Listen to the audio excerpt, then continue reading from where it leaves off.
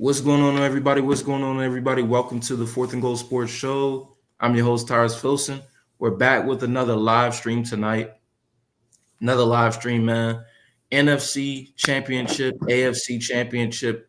We are here. One more win, and your team, if you're watching, Bills, Commanders, Eagles, Chiefs, can submit themselves into the big game, the Super Bowl. It's big time football now. We're in the end game now. You know what I'm saying? It's not Infinity War anymore. It's end game. It's end game, and we're here. How y'all feeling tonight, man? I got my man James on here. James, first time joining the channel. He's also a broadcast journalism major. Got my boy in here. Julian in here, regular guest. Zaire, regular guest. My man Zaire, he's officially a neutral fan now because his Ravens aren't playing no more, but hey, he's still in here, man. How y'all feeling tonight, bro? Man, for real, this is a big week, I feel like, for the Washington Commanders. They haven't been here in God knows when. So, to be in the NFC Championship game with a rookie quarterback is something special. And if they go to the Super Bowl, I think that's really big for them. But also, the Eagles, they're looking for get back. They've been in a situation. They know how it feels to win an NFC Championship game. Jalen Hurts knows how it feels to, deal with this type of pressure playing at home. So, I feel like the Eagles have more to win and the Commanders have more to lose because the Commanders will be back. I feel like even if they lose this one. The Eagles lose this one, man, who knows what they could be in the next 5 to 10 years. As the other Commanders fan on this panel, I'm extremely excited. We've never honestly thought we would be at this point, but we are. I'm just Don't excited. worry. It ends on Sunday. Don't worry. Okay. It ends on Sunday. Sunday. These niggas down again. It ends on Sunday. We shocked the world. Just extremely excited. Happy for the team. Always gotta shout out my guys, but I'm happy for it. For me, you're right. I am the neutral fan because you see the team behind me failed again. But there's a lot of interesting storylines going on this weekend. So we have, Jaden Daniels. He could become the first rookie to play in the Super Bowl ever. And then we also have the Eagles, who, like you said, James, needs to get to the Super Bowl. If not, they are done. So they have a lot to lose versus the Commanders, which will be back again next year. And then you have the Bills. Will they finally beat the Chiefs in the playoffs and get over the hump and to make it to the Super Bowl to get their first ring? Also, with the Chiefs going to do a three-peat. So there's a lot of different storylines. I feel like it would be an interesting weekend. Well, this is going to be Josh Allen versus the refs. You know what I mean? I feel like last week with CJ Stroud, he couldn't win that game. It was nothing he could do to win that game. What's up, man? I got my man Aiden in here. What's good, Aiden? Yo, what's going on, fellas? How we feeling? Feeling good, bro. How you guys feeling about your game upcoming with the Eagles? I don't know how far behind I am or what game we're on or whatever. We're not behind. No, we just getting started, man. You're only a few minutes late. Aiden he low key kind of a resident Commanders fan because he low key be pulling for us. I'm not gonna lie to you. You already know what I'm saying. How many pictures you got printed out, bro? Nah, I got two. Just the Super Bowl prediction. Yeah, he didn't want to print out Mahomes. He's going with the underdogs. Mahomes, I ought to put in my candle midstream. He's going with underdogs. I like underdogs. Hey, we're underdogs, sure. Yeah, we are underdogs, but Bills are not underdogs. Chiefs are underdogs. The Bills are underdogs, man. Nah. Chiefs are underdogs. It's like in Vegas. I don't know about that. Like I told Kalani last live, I said I got 3 reasons why you're the underdog. You can give me, Josh Allen's played better this year. You can give me all of that. This is all I gotta say. Mahomes, whoever plays Mahomes is the underdog. If the Commanders make the Super Bowl, we're the underdogs. Like Mahomes he's here and everybody else is here, and that's just what it is. Like you got. I'm gonna tell you how Sunny's gonna go. It's gonna be a great game until the end. Mahomes gonna get the ball last with about 50, 40 seconds. He's gonna go in there, score, kick a field goal, and it's gonna be wraps. Mark my words. It always happens like that in the NFC Championship game. Remember when he played the Bengals and they had that stupid penalty, the dude pushed him out of bounds or whatever, and they kicked the field goal and won the game? It always comes down to the last play of the match. I don't know what it is, but it's something with the Chiefs, man. They always put it out to end. Well, Chiefs they are play a 1.5 close football favorites. game. It's always close. I mean, you can say that, but there's so much stuff that leads up to it being close. Like I think the Texans game would have been closer if those two unnecessary roughnesses didn't happen on Patrick Mahomes. I mean, literally, the Texans dude hit each other when Mahomes was sliding, and they called a 15-yard penalty. And then the other one on Will Anderson, That where was a bad call. Will Anderson taps him after he throws the ball, and they get 15 yards, and they go kick a field goal before halftime. I mean, things like that can really affect games. I mean, well, what about the regular season game where the Bills beat them? I wouldn't say that was the refs. You know what I mean? The Bills legitimately beat them, but this is the playoffs. This is different. I feel like the NFL will not let the opportunity of seeing a three-peat like slip off their hands. And this is Patrick Mahomes, who already has 3, who could have 4. No way they're going to let this opportunity slip. That's just how I feel. I disagree. I think that the Bills are going to come out, play slow, play the same way they did against the Ravens, sub in their extra O-line packages, beat down the Chiefs' defense, take a couple shots, get up early. I mean, the Bills' defense, they just got to limit Mahomes. They don't got to stop him. Same goes with the Chiefs limiting Patrick Mahomes. It's going to come down to the D-line this game and getting pressure. And last game, Karlaftis went crazy, which I predicted this week.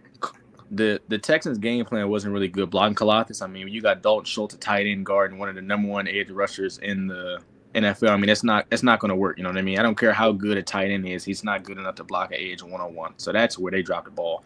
And then the Titans are terrible at picking up blitzes. I mean, Larry Tunsil and Shaq Mason is really all you got. And if that's all you got, man, you're in trouble. I mean, they're sending 5 or 6 every time, and you're in spread. Like, you're not going to beat them that way. And that's that. And it's crazy because I think the Chiefs will do the same thing to the Bills. The Bills run a lot of hurry up. They run a lot of shotgun pistol looks. I mean, you got to go under the center against them guys, man. And the Bills just don't do that. I got Bills. Mr. Ron, how you feeling, man? Mr. Ron. Hey, gentlemen. Oh, my favorite team, my favorite people in the world. How we doing? What's going on?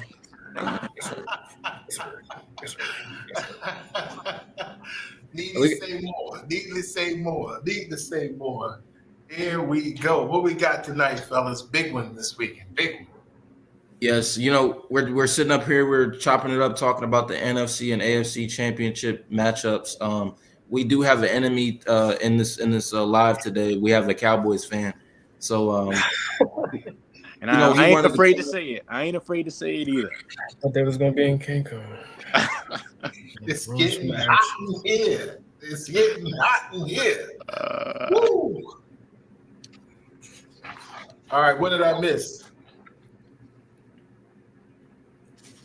yeah, so we were just chopping it up about the Chiefs, Chiefs Bills. I mean, we really were just letting the conversation flow, between both games. But to organize it and get it started, the first game I want to talk about is the Eagles Commanders, Commanders Eagles. Just because that's going to be the first game on Sunday.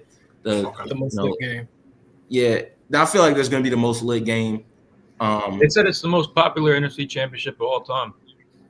Yeah, because I posted that too, but at the same time, I'm a mixed feelings about that.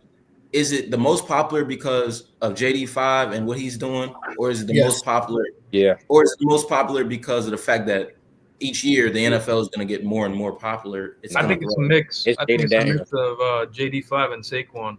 They're both fighting for a Super Bowl appearance. I mean, I personally think whoever derives from the NFC Championship is going to win the whole thing. I think that the AFC matchup is going to beat both of those teams down so much. In this game, I feel like it's going to go one way, JD5 all the way.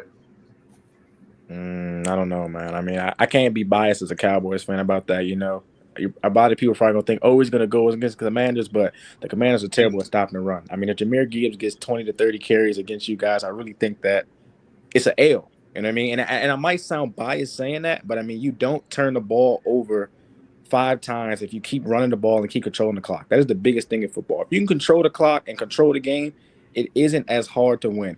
When you're trying to run hurry up and you're hyper and you're You know what I mean? You're feeling yourself. That is when you make mistakes. And I have to agree because like the Eagles, they are very known for running the ball a lot. I mean, we've seen that against when they went who they play, the Packers. That's what I'm thinking, and I can't think of the other team they played during their divisional round. But they ran the ball a lot, and that's how they were. Even though their games were like high scoring as the other ones, but it looked dominant because they kept running the ball a lot too and using Saquon. A lot of So, teams run RPO, but the Eagles, I feel like they run it the most effective. I mean, staying in that pistol look or that shotgun look and just, you know what I mean, using Saquon for what he's good for is really going to be a factor in this Commanders game. I have to agree. I think I like what he just said. I think that was the downfall. I hate to bring these guys up, but I think that was the biggest downfall of the Ravens. The Ravens were unable to really utilize that type of lineup with Derrick Henry. I think because the way Lamar has to have the ball and the shotgun and all that, you know, those little nuances that they should have worked out. But the Eagles are very, very good at that. So, yeah, it's going to be hard. I mean, did anybody update the injury reports? I know that we had some injuries going on here. Sam Cosby's out. Yeah, that's a big loss. Their corner, that rookie, he's Quinyon Mitchell. good to go. Yeah, he's a good to go. Hurts, I don't believe he's injured. I believe it's complete bullshit, but he's good to go. I mean, we're gonna test that knee. Hurts is injured. He's hurt. I'll say he's hurt. He's not. He may not be injured. There's a difference between hurt and injured. Right. Everybody's hurt every week. I don't want to hear that. That seems like an excuse from Philly fans. Man, but you sure do hate Jalen Hurts, man. You sure do hate Jalen Hurts. I just think it's BS. The main reason why I think the Eagles will get it because they know how to play old-fashioned football. The Washington Commanders' offense is very, I want to say new. Like Cliff King's very offense is something that hasn't really been seen. I think is why it's so effective. The Eagles know how to control the game, run the clock down, score points, take three. The Washington Commanders will go for it on fourth down every single time. That is not going to work this week. They better take their three and get it while they can, because if not, the Eagles are going to go down, run the clock out, and they're not going to have time to catch up. Let me ask you this. You seem so confident, right? You seem so confident in Philly, and hey, they're a confident team. They have a lot of stars, right? At the end of the day, anybody who actually knows football knows this game. There's not going to be a blowout either way. It's going to be a close football game. It's not going to be a blowout. Right. So if it's a close football game, give me 5 every single time. And that's what you folks need to understand that are picking against us. Picking against us is fine, but it's been a lot of disrespect this week. I've seen a lot of OG Philadelphia Eagles fans that were talking crazy on my quarterback. Hey, respect to the OGs. They know football. How about we talk this? You guys play Philly in Philly and went for it on fourth down in the third quarter with about 2 minutes left. Didn't get it. The Eagles controlled the game for the rest of the game. You guys couldn't get back on course. Bro, you realize last time we were in Philly. Last time we were in Philly, we played terrible and the game was close. So do you honestly think we're going to be as bad as we were last time? Do you think JD5 is going to be that bad again? You guys played terrible because you guys went for it on fourth down and could not convert. That is going to be the game changer.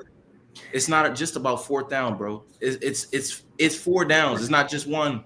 It's 4 downs, bro. And you got to understand that.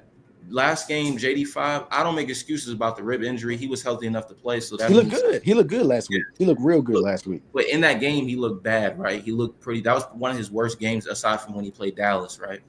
And I'm saying to you that the way he played in that game, if the game was close in that game, then and he played that bad, I'm telling you, the way he's playing right now, stop it. Just cut it out, man. Just cut it out. You know.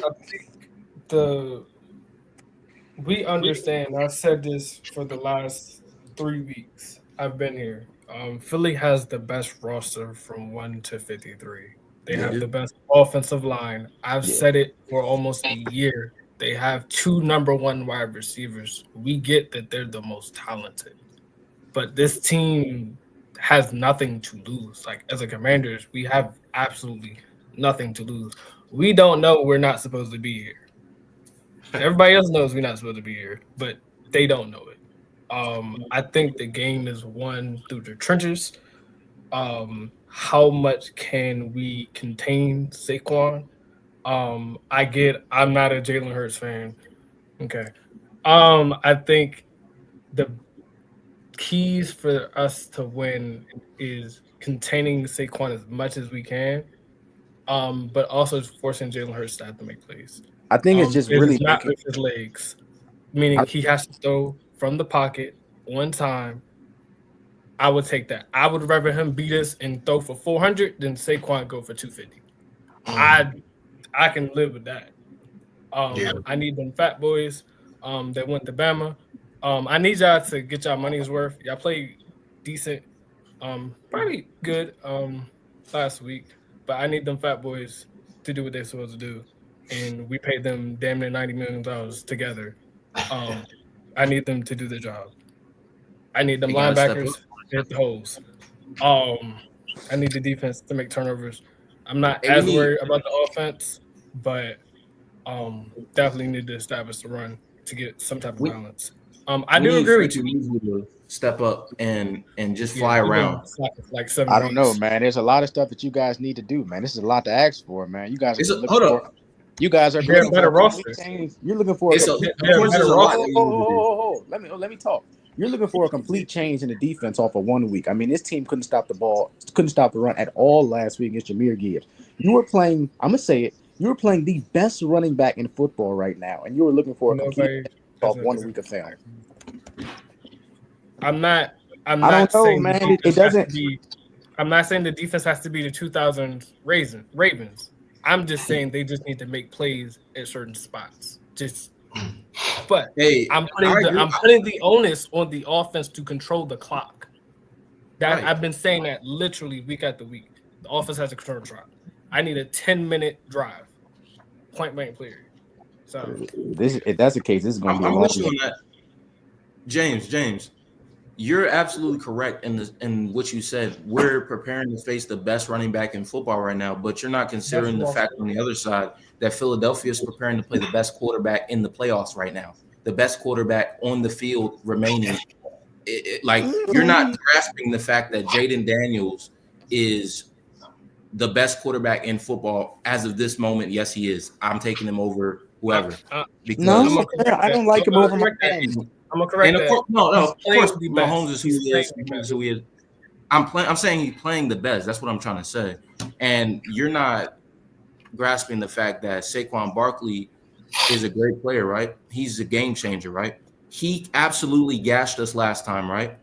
And you guys made an excuse that it was because of the quarterback. Last time I checked, what does Jalen Hurts do that is so extraordinary? I checked his stats, his stats, right?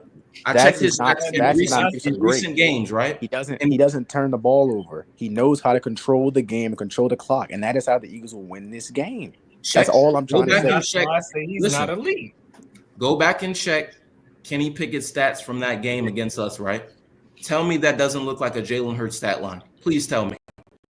Please tell me that doesn't look like a Jalen Hurts stat line. When you're coaching an NFL team and you're teaching your starting quarterback how to run the offense, every other quarterback is taught that exact way. Why do you think Marcus Mariota looks good in you guys' offense? He is taught to play just like Jaden Daniels. So when he steps in that situation, he knows exactly how the flow of the game is supposed to go. It is just the same. If Jalen Hurts gets injured, the outcome of the game to me will not change because Kenny Pickett did not look bad against y'all, even though you guys won the game. I mean, 30 points to a backup quarterback looks real good in my eyes.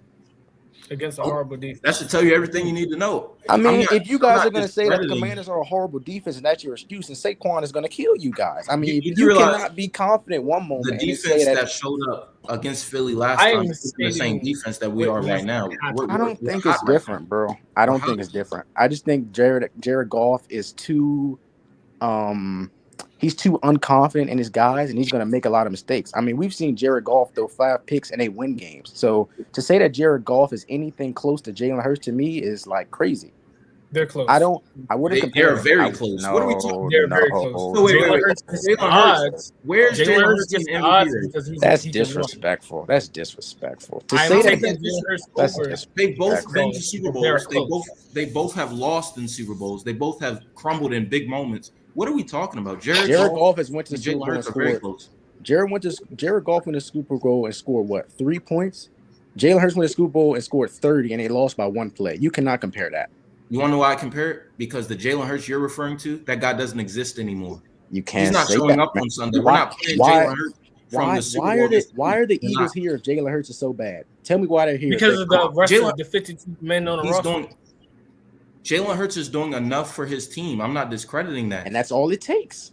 That's all it takes. My quarterback will do more, and you're not valuing the fact that whoever has the better quarterback, you're gonna have an edge. You're gonna have an edge, and that's just how I feel, man. You're gonna have It's two. the game of football, bro. It's literally the game of football. If the Ravens can win a Super Bowl with Trent Dilfer, you can win a Super Bowl This with ain't anybody. 2000s, dog. If the NFL Buccaneers- changed, if bro. You're the- talking about if the the- greatest defense if of the- all time. If Comparing it to Philly, Philly has a good defense. Does Philly not I'm have a not good saying they don't defense? have a great defense. You're talking Last about time the they played greatest 85, they defense got carved up. we've That seen. great defense. They got Like, carved up. I don't. I get what you're saying, but like, yes, I do. I would take Hurts over Goff just based off the running alone. Like that's part of the reason I'm giving it to him. But like, I think they're in the same boat. Like, there's other quarterbacks that take over them. It's Jalen Hurts don't turn the ball, and he has his legs. That's the only advantage I'm gonna give him. But Yeah. to me, they're in the same boat. And that's winning him football games. Like you cannot like say that he's thrown 5 interceptions this year. I mean, that's in my eyes, that's a good year for a quarterback. If I can be able to run RPO through you, right, which is my opinion, the new style of offense that most teams want to run. You guys run it pretty well, running bubble screens and quick outs and things like that. If I can do that and you're not turning the ball over, you can make good reads. Man, I want you as my quarterback. I have no problem with you not having outstanding stats. If you can take it to the NFC Championship game, I can take that. Now, yes, it looks good to have, 30 plus touchdowns or whatever, but a lot of those QBs are not even here. Look at Joe Burrow, right? We ain't doing that with Joe Burrow. God damn it. All We ain't of doing these- that with Joe Burrow.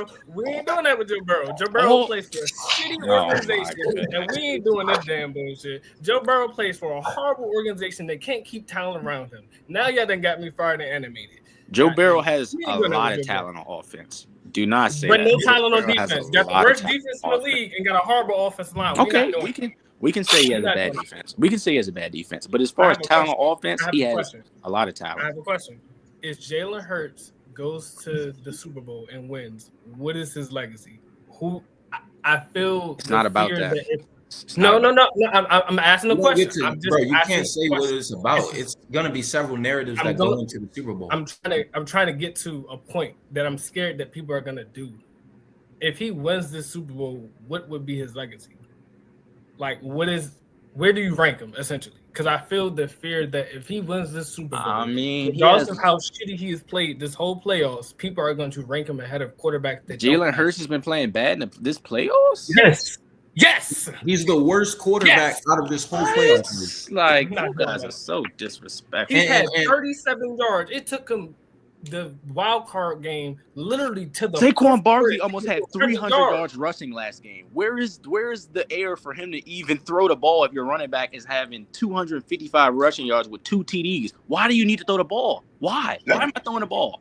There's If no I may- need. if I may He need a interject, workhorse. I have to agree to a certain extent with James in the sense that this is the problem that, and again, I'm not a big Jalen Hurts fan, although I do pick him a lot in fantasy football, but that's another story for another day. The reality of it is this: he understands he's got, like you said, he's got studs, and so while he's not the Trent Dilfer of the group, but he is sort of in that narrative is that Lamar and again, I've told you guys before, I blame the coaching of the Ravens. Give the ball to DH, right? And so there's no question, right? Barkley's getting the ball, right? And I pulled this stat, but in both games, it looks like the Eagles literally outran and outrushed the Commanders in both those games, which means that Jalen Hurts understands, like you said, I'm not going to lose this football game. It's not going to be on me. I'm going to make the critical throws when I need to make them. I'm going to scamper for those critical third and shorts or tush pushing or whatever. And then I'm going to turn the ball into the hands of my superstars and get out of there with a win. So I don't think there's nothing wrong with that strategy. Although I do think that because of the familiarity of these two teams, I know something's different got to happen this week, right? Everybody knows everybody, played each other twice. It's a division game. So the key is which team is going to make those slight little shifts to throw the other defenses off. That's what I'm looking for in this game. I mean, I don't think we can doubt that Jaden is going to play his best. Saquon's going to play his best. And I think everybody's going to play their best. I just don't know where the breakdown is going to come, you know. But like we saw last week, when you guys called it on this network, you were concerned about certain guys on defense, if I'm correct. And there were a lot of other guys that stepped up in that Commanders game to even surprise some of you guys. You know, you were like, wow, I didn't expect to see this. So I think you're going to get more of the same of that. And then, of course, the usual suspects would be the usual suspects. That's just my gut feeling on this. So I don't know if this really is necessary to talk about what has happened in the past. Obviously, that helps, but I do think you're going to see some different twists in this game. That's why I think it's such an exciting game to watch. Mr. Ron, in the words of Commanders journalist Lake Lewis Jr., if Jaden Daniels is the first or second best player in this football game, we win the football game. Last time we played the Philadelphia Eagles, you can make the case that Saquon Barkley was the best player on the football field. But all of these people wanted to talk about Jalen Hurts and his absence. Jalen Hurts, we've kind of got to the point where Jalen Hurts, I appreciate him. I'm not one of those haters of Jalen Hurts. I know that he does good things for his team. He gets it done as far as what he has to do. But he is not a game changer. And what that basically means is if Saquon Barkley was the best player last time we played them, and probably was the best player before that, right? Best player last time we played them, and we won the game, the mindset I have in this game is like everybody's saying you got to stop Saquon. We know we can't stop Saquon. Who stopped him? Who? Nobody's going to stop Saquon. We can hope to limit him. And if we don't, I promise you we're going to match y'all score by score, just like we have pretty much every team this season. If you score, we're going to score, and that's just how it's going to go. So And- I'll ask you this, not to cut you off. The Philadelphia Eagles are up 14-0 when Jalen Hurts gets injured. I'm not here to talk about that game, man. I don't like to play the if and but game, so I'm not going to say that, right? Saquon Barkley has 100 yards in the first quarter. You guys adjust. They don't run the ball as much, okay? They drop the ball on that, right? They stop feeding their workhorse. The key to this game is going to be feeding Saquon Barkley. And I think if they do that successfully, they win without a doubt. You can make that case for literally every single game they play. And what has happened? Most of the time when they feed Saquon Barkley and he's getting his touches, he's productive. Like you said, you guys are not going to stop Saquon Barkley. And he is to wear the defense down. You're not understanding that what Saquon does, he's an elite running back, right? And he's probably the top of the top. He's probably the best running back. He's one. Right. He's one. Guess what? He run the ball just like Jahmyr Gibbs run the ball, just like all those dudes run the ball. And 200 yards is not 300 just because Saquon Barkley carried the ball. He can rush for 200, and we find a way to still win. We gave up all the rushing yards in the world last week versus the Lions. We won by 10 plus. I'm not going to sit here and act like because Saquon's carrying the ball that it's just like, oh my gosh, you know, it like Jahmyr Gibbs did not touch. Oh, I'll let you go. No, I'm just no, you can get to your point. But we just got a ball. Saquon is who he is. We got a ball. I was just only saying I don't think Jahmyr Gibbs touched the ball enough. Like, you know what I mean? If I'm Dan Campbell, man, and he's getting 10 yards a pop, man, we keep feeding him. If it ain't broke, don't fix it. And I think the Eagles do a great job of that. Who starts slow? When the Philadelphia Eagles we're okay. Here's the thing, man. The Lions started slow against us, right? But they scored first. The Lions scored first. They didn't start slow. They started hot. They were the first team to score that game. They scored first. That's one. Okay, they got that. And what happened after that? I mean, a start is not just one drive, buddy. A start is not just one drive. It is. I'm gonna have to agree with James. All I'm saying with the Eagles if you go down and you score the first drive, that that is a huge momentum boost as a football team as a whole, not just an offense. That is motivating your defense, the special teams. We just went down and scored, and we going most likely you're thinking, okay, let's get a stop and let's go score again. That is how you start a ball game. And I think the Eagles do a great job of getting the ball and going down and scoring and pressuring you to have to score back. First of all, the first drive, we had a terrible kick. And they were starting at the 40. They still didn't score. We had to stop. First of all, they got stopped on the first drive at the 40. You want to, and let's shift to Philly because we're talking about Philly. Philly always starts slow. Go back and watch those games. The first time we played in Philly, they started slow. They are known for starting slow. We are gonna take advantage of that, and that's what we have to do. That's what we have to do because Philly. Hey, they start slow a lot of times.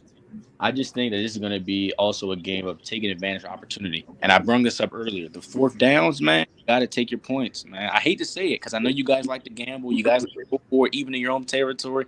Punts and field goals are going to be the determination of this game. You got to play cautious. And I know it might, as a Commanders fan, you're probably thinking, man, it's working.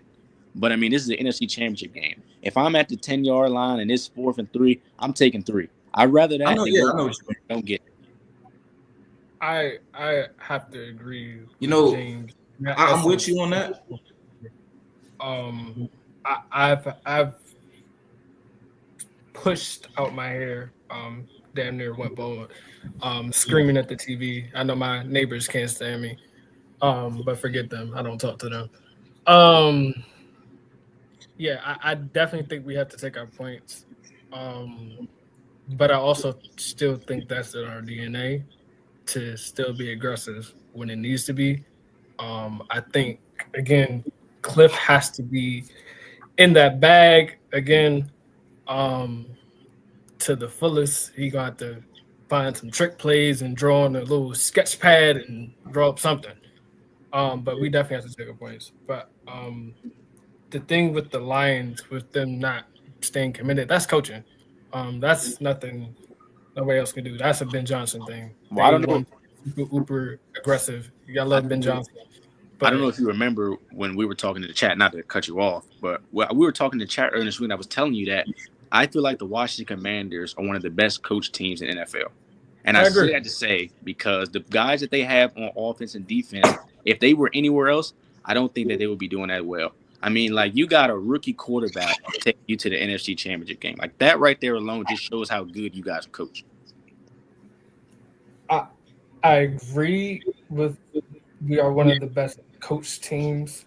I just think that's just the staff that Dan Quinn has just put together. I agree that we are one of the best coaches, but I feel like sometimes that takes a little bit away from what Jaden is doing. But yeah, I do believe we are one of the better coached teams, just looking at the experience of the assistants like Anthony Lynn, that's a running back coach, Joe Witt, D coordinator. When you talk about coaching, James, are you giving credit where it's due, or are you trying to undermine Jaden? Because let's be clear, if Caleb Williams or Drake May had the same coach, we wouldn't be in the NFC Championship. Hold on. When you talk about Caleb Williams, I don't like when people have slander to him, right? He's a quarterback. I don't have a slander. It's reality. He's a quarterback who only threw 5 picks this year, right? 20 TD guy, 3,000-yard passer, right? The reason why the Chicago Bears lost this year is game management, and that has nothing to do with Caleb Williams. You're trying to give me the Russell Wilson Broncos stat line, like trying to make us seem like, oh, look at the stats, like we didn't watch the games, bro. Caleb Williams was not a good quarterback this year. I don't care for 5 interceptions. I'm rooting for Caleb. I hope this quarterback class, I root for all these guys. I really hope they're all successful. Just not as much as my quarterback, but I like these guys. I really do. But let's be real. Caleb Williams in Washington. Coaching it would have been fun. It would have been. We could have made the playoffs possibly. Coaching, I don't see us in the NFC Championship now. Coaching brings trust, and when you don't have that trust in your locker room, I don't care who you have, you will not win. I mean, we've seen the LA Chargers have a bunch of guys on their team, but coaching has been the cause of them losing so many games.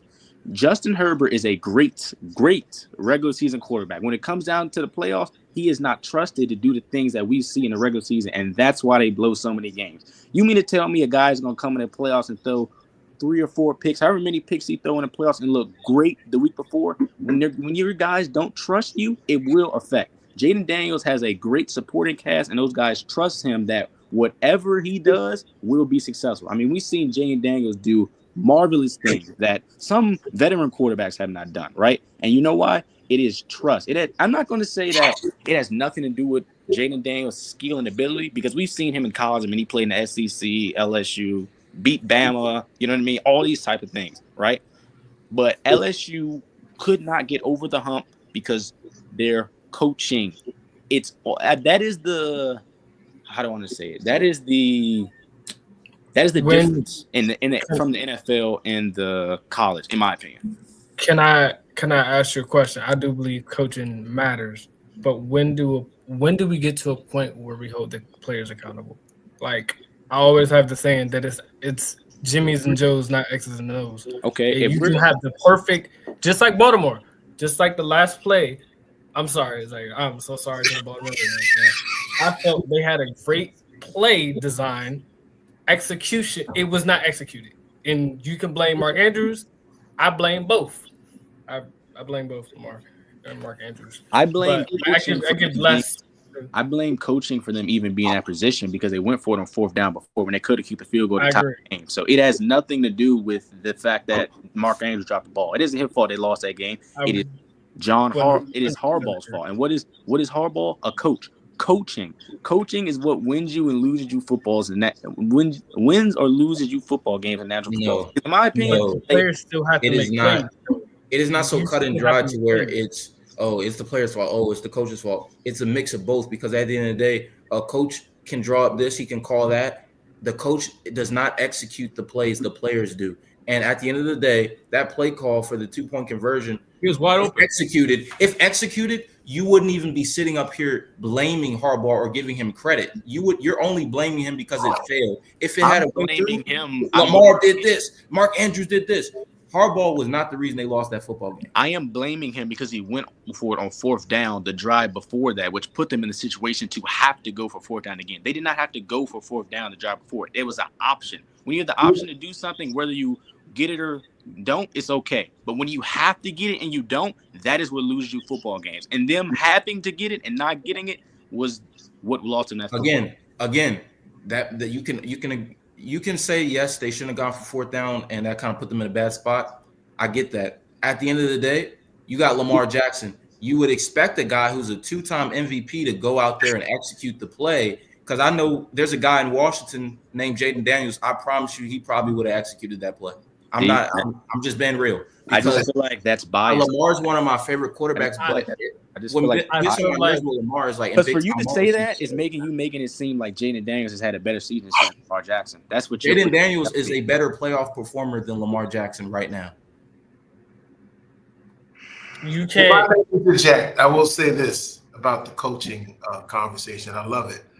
I will say that I've noticed that the Commanders have put Jaden Daniels, and this is something that we talk about. We talk about coaches. Coaches' job is to put their players and their teams in the best possible position for them to perform what they do. And I do like the style. The Commanders didn't come in and change Jaden Daniels' flow too much from the LSU Jaden Daniels. It almost looks identical, because what they decided to do was, instead of coming in and make him be what they wanted him to be, they said, you know what, he does this really well, he does this kind of well. What if we recreate this LSU environment with better players and see what happens? And they rolled that model out there, and you see what it's done. He's comfortable because the system that he's in is not making him do anything different than primarily what he's pretty much been doing throughout his entire career. And another good thing about him, too, I don't know if this matters, but he had that extra year, in school. Yep. And again, Mr. Ron. For whatever it's worth, I have to say that he's very mature for his age. And I don't know, maybe that has something to do with it as well. But what we're seeing, we haven't seen this for a lot of reasons. So I think this is the trend now that you're starting to see. You see Sean Payton kind of did a little bit with Bo over there in Denver. Same situation. Bo had a pretty doggone good year. Obviously, Jaden had a better one. But so, yeah, I think coaching does matter to a certain degree. Our job as coaches, meaning fathers and mentors, is to put people in the best position for them to do what they do. And I think that's what the Commanders did a phenomenal job of. So my hat's off to them and what they've done this year. I want to use this as a reference, okay? And this might be a hot take. I don't care. RG3 to me is very similar to Jaden Daniels. The reason why the Commanders did not go far with RG3 was because Shanahan did not believe in the read option offense. He did not let RG3 be RG3. The Commanders let Jaden Daniels play exactly like he said. Like they let him play exactly like he plays in college. He's comfortable. RG3 was not comfortable as a Washington Redskin, and that's just how I feel. Jalen, I'm gonna let you. It was very difficult for a lot of quarterbacks with that talent to get what they wanted.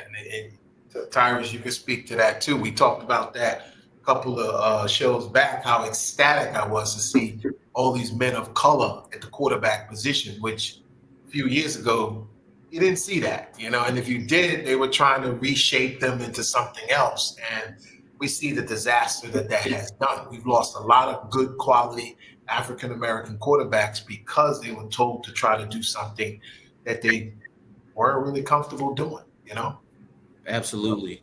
When you brought that up last time, that was a very deep conversation.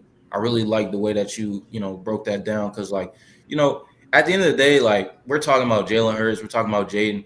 I don't really hate on none of these brothers. I really do like to see these guys win. It's just with it's tough. It's tough to root for Dak and Jalen because they're on different teams in the NFC East. And but I love to see those guys do their thing. They're good quarterbacks. I love to see all black quarterbacks do their thing, and that's always cool. But I think that referencing your point, going back to your point, James, with RG3, a lot of people that know me, they know I was the biggest RG3 fan as a little kid, and I've always been an RG3 fan. He's probably my favorite Redskin, and going into this year, I knew when we drafted Jaden, I said it straight up. I'm like, he's gonna be better than RG3. He's gonna be okay. And what is your reason of, behind that? My reason behind it is because if you actually watch the film of who they were coming out of college, you could easily see the limitations in RG3's game. The same player RG3 was in college his senior year or his last year. Why was he limited? The same player that was the same player we saw his rookie year, and it worked for a while, but eventually people called on, and also because of the injuries. The injuries really limited him, and he rushed back. You hit it on the head there. What made RG3 limited? Coaching. No, my whole point. It's not just that. You can easily tell the football intelligence, the football IQ between rookie RG3 and rookie Jaden. It's not even comparable. I'm an RG3 fan. That's my guy. Rookie RG3 had you up 14-0 at home against the Legion of Boom Seattle Seahawks before he's injured. So if we want to talk about intelligence, for him to pick up part of that defense, that's very intelligent to me. Bro, we're not going to sit here and act like RG3 is what Jaden Daniels is. I love RG3. That was my guy. That's one of my favorite players. RG3 isn't what Jaden Daniels is because Shanahan didn't let him get loose. Point blank, period. You cannot say that's actually false. If you actually read or go research something, RG3, when he got hurt, he wanted to change his game. He wanted to stop running. Julian, you understand. See somebody who actually I remember this story. RG3 got hurt. I'm sorry, not to cut you off. Go ahead, brother. It was the Cleveland game when Kirk Cousins came in there. I think he won. And they was doing boot nakeds. And the report was that RG3 and his daddy, particularly his daddy, went up to Kyle Shanahan and Mike Shanahan and said, why is my son not running the same thing that Kirk Cousins was running? That's what we want to run. Mm-hmm. So I do believe it was coaching. Right. But RG3 wanted to be a pocket passer. I remember watching that whole fiasco. He wanted to be with all those passer. injuries. He did not want to confide to be the mobile quarterback that he should have been. With all those injuries, it changed RG3's confidence. I feel as though it changed his confidence because when you get injured a certain way and your body changes and you can't do the things you usually could do or you don't feel the same, I feel that took a hit on his confidence. And, you know, he wanted to turn himself into something different. Even Mike Shanahan said that he had private conversations with RG3. He said this when he joined First Take. It was years ago, I think 2016. He said, he was like, RG3 told me he wanted to be more like Aaron Rodgers and just drop back. And he told RG3, there are some things that you can do that Aaron Rodgers cannot do. Why are you trying to be like A-Rod? Just be RG3. RG3, you saw the injuries, and he was never the same. Never the same. Do you want to know the difference? You know the difference? RG3 could never be prime Aaron Rodgers, but he was RG3. Jaden Daniels is an elite passer. He's an elite rusher. And he's one of one. That's it. He's one of one. But before we change subject, I wanted to kind of applaud James because I like the comparison. I feel like when Jaden was coming out of LSU, he's Lamar 2.0. I feel like that is a very lazy take. It is. It is absolutely. Never mind. We're not gonna get into the discussion. It's disrespectful. Go ahead and say it. I don't want to say it's disrespectful, but in a sense it is, because if you looked at what Jaden is, even coming out of LSU, he was more of a developed passer than Lamar was when he came out of Louisville. We can all kind of agree to that, right? When I look at Jaden Daniels, you might think this is a hot take. I look at him as a more athletic Andrew Luck. I take that. You say Andrew Luck? I look at him as a more athletic Andrew Luck. Got you. I mean, Andrew Luck was a great player too. When you talk about Lamar Jackson, I mean, in my opinion, the only guys you can compare him to are probably Randall Cunningham and Mike Vick. That's really the only two guys, or maybe Warren Moon, maybe, you know what I mean? But even Warren Moon was really a passer. So the only two guys you can compare Lamar to is, in my opinion, is Mike Vick and Randall Cunningham. So to compare Lamar Jackson to anybody else that's played quarterback to me is disrespectful. All right. I want to keep it going with the NFC and AFC championship discussion. I know we gotta get sidetracked here, talking about some other things, but to just get it going, start it off right. Man, it's tough. My score prediction for Sunday, I'm gonna go. I think there's gonna be a very close football game, and I'm gonna go 31-30. Commanders get the win. Like Julian says every week, I feel like we could walk him down. I feel like Jaden's going to walk Philly down the same way he did it last time. But I guess because Jalen Hurts was out, that changed the game, right? It did. Defense can't play defense because their quarterback's out. Yeah. They have the number one defense. I promise you, if I was in that locker room and a guy said that, I'll tell him man to man, that's soft. It's soft. You play football and you take care of your don't have our leader. We are going to feel some type of way about that. The defense has a responsibility to play football. We don't have our leader. We feel some type of way about that. We don't know if our leader is going to come back and play next week. If we feel some type of way about that, that can affect a locker room. Excuses. That's not an excuse. Bro, do you understand? Do you understand that as professional football players, injuries happen, right? I understand what you're saying. The leadership, Jalen Hurts is a good leader, I believe. Dude, you have to understand that the Eagles defense is elite, number one, probably in the league, right? And if we're gonna say that, Kenny Pickett had a better game than Jaden Daniels in that game. Jaden Daniels turned the ball over multiple times in that game. He turned it over twice, and he had 5 touchdowns. He should be thankful. He should be thankful that they came out of that game with a win. Twice, 5 touchdowns. He outplayed Kenny Pickett, bro. I don't think so. You don't think so? But here's the thing, right? You could go check the stats. Jaden had more passing yards, more touchdowns, and 1 more interception. Kenny Pickett threw an interception too. I'm taking more yards. I'm taking more touchdowns, and I'm taking more rushing yards too. Like, what are we talking about? You gotta be serious and understand that Jaden Daniels. It's okay. You can pick against them. That's fine. There's nothing wrong with that. But the disrespect throughout this week has caused me to really take a look at Philly fans and Cowboys fans. When you look Philadelphia, inside the club, y'all hating and y'all not even inside the club. when you look at the Philadelphia Eagles, their quarterback isn't going to have 5 touchdowns because their running back is going to have 2 touchdowns. He's going to have 200 so yards. So the ball is not going to be in his hands as much as Jaden Daniels. Jaden Daniels, running back, is not getting the ball 25, 30 times a game. So, of course, he's going to have more yards, more touchdowns, more completions because he has more opportunities to throw the ball.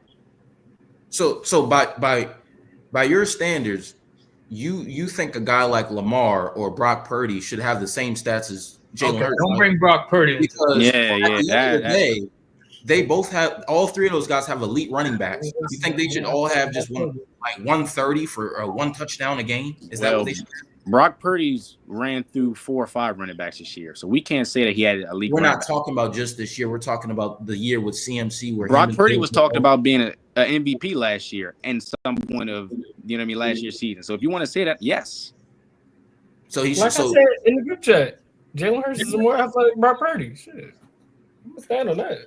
And the 49ers are another team that know how to manage the game, run the clock, run the ball down your throat all game, and run screens, jet sweeps, out routes. Keep the glazing going. It's not glazing. This is a team that has been in the Super Bowl twice and just doesn't know how to finish. That is their only. That's Because the of Kyle Shanahan. coaching. My whole point, this whole show has been coaching, and you're proving it. You're proving it. It has nothing to do with the players. It is coaching. What you put your player in the position to do will prove if you guys win the game or not. Sometimes it has nothing to do with him. What you call can affect games in late situations. And the 49ers have blew 2 Super Bowls because they have not ran the ball effectively with their great running backs. Raheem Mostert, Tevon Coleman, 2020. And you have Christian McCaffrey, arguably in my opinion, when he's healthy, the best running back in the NFL. And you don't keep feeding him. It's coaching. It has nothing to do with him. Again, That was 'cause of our I can hear that. I can hear that. And Nah. That was because of our defense, bro. We were playing prevent in the fourth quarter with letting the Chiefs Duncan, check down always.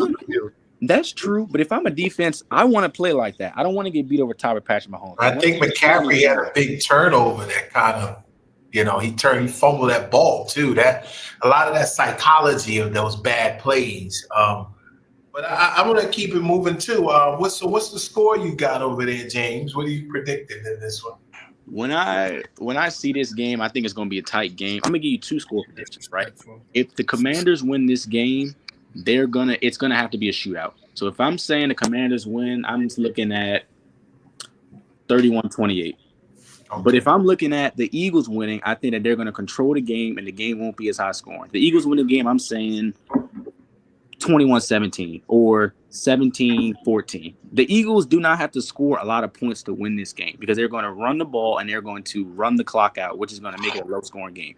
In order for the Commanders to win this game, they have got to score really quick because their defense is going to not be able to hold the – look at when the Philadelphia Eagles played the Commanders. The score was 36-33 when you guys won. The last game, you guys didn't score a whole bunch of points and it ended in an L. You guys are going to have to at least put up 30, in my opinion, to come out with a W. I think Philly has to score too. I feel like you're undermining the fact that our offense is hot right now. And hey, I understand the Philly defense is a whole different beast compared to the Lions, right? And the Lions are had some guys. This is the first healthy defense you're playing all playoffs. I hope you know that. The Bucs defense was injured; they had a lot of injuries, and then Detroit really didn't have their secondary was banged up. I mean, you got Brian Branch playing corner, safety, nickel, linebacker. I mean, he's playing it all. So I mean what elite defenses did Philly play to get here? Man, Jaden Verse had a game last week. The Rams defense is not elite. Oh, they played like it. The playoffs is a different animal. We're not talking regular season. We're talking about what did they do in the playoffs. The Rams played real good last week. The playoffs is a different animal, and my quarterback is a different animal right now. You're not understanding that. Jaden Daniels is the best quarterback in the playoffs. And no matter what you say, right, you're not understanding. It's not just about Jaden. Even if Jaden wasn't in this game, you're not understanding the value that the quarterback has on the game. You're talking about coaches. Hey, my coach, I feel like my coach can go head to head with any coach right now. I feel like my coach is the coach of the year, right? But you're not understanding this. it's coaching, and it's also quarterback. You can talk about Saquon all day, and Saquon is going to do his thing. I don't see us stopping him. But guess what? If we don't stop him, I guarantee we're going to respond. I guarantee you that.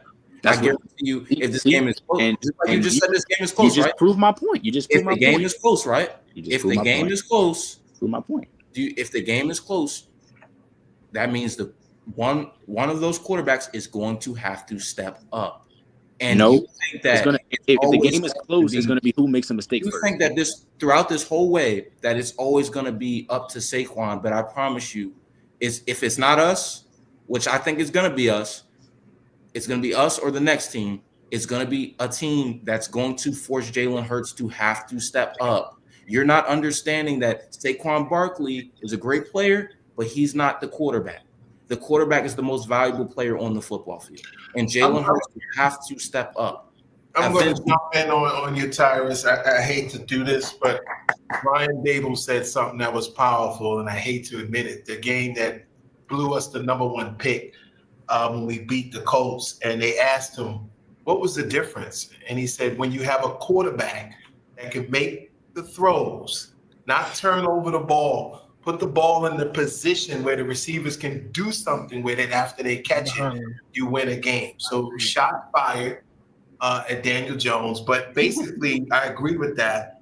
Another thing I must confess as well is that in the playoffs, every quarterback comes to a moment where they got to make at least 3 or 4 critical throws in every game.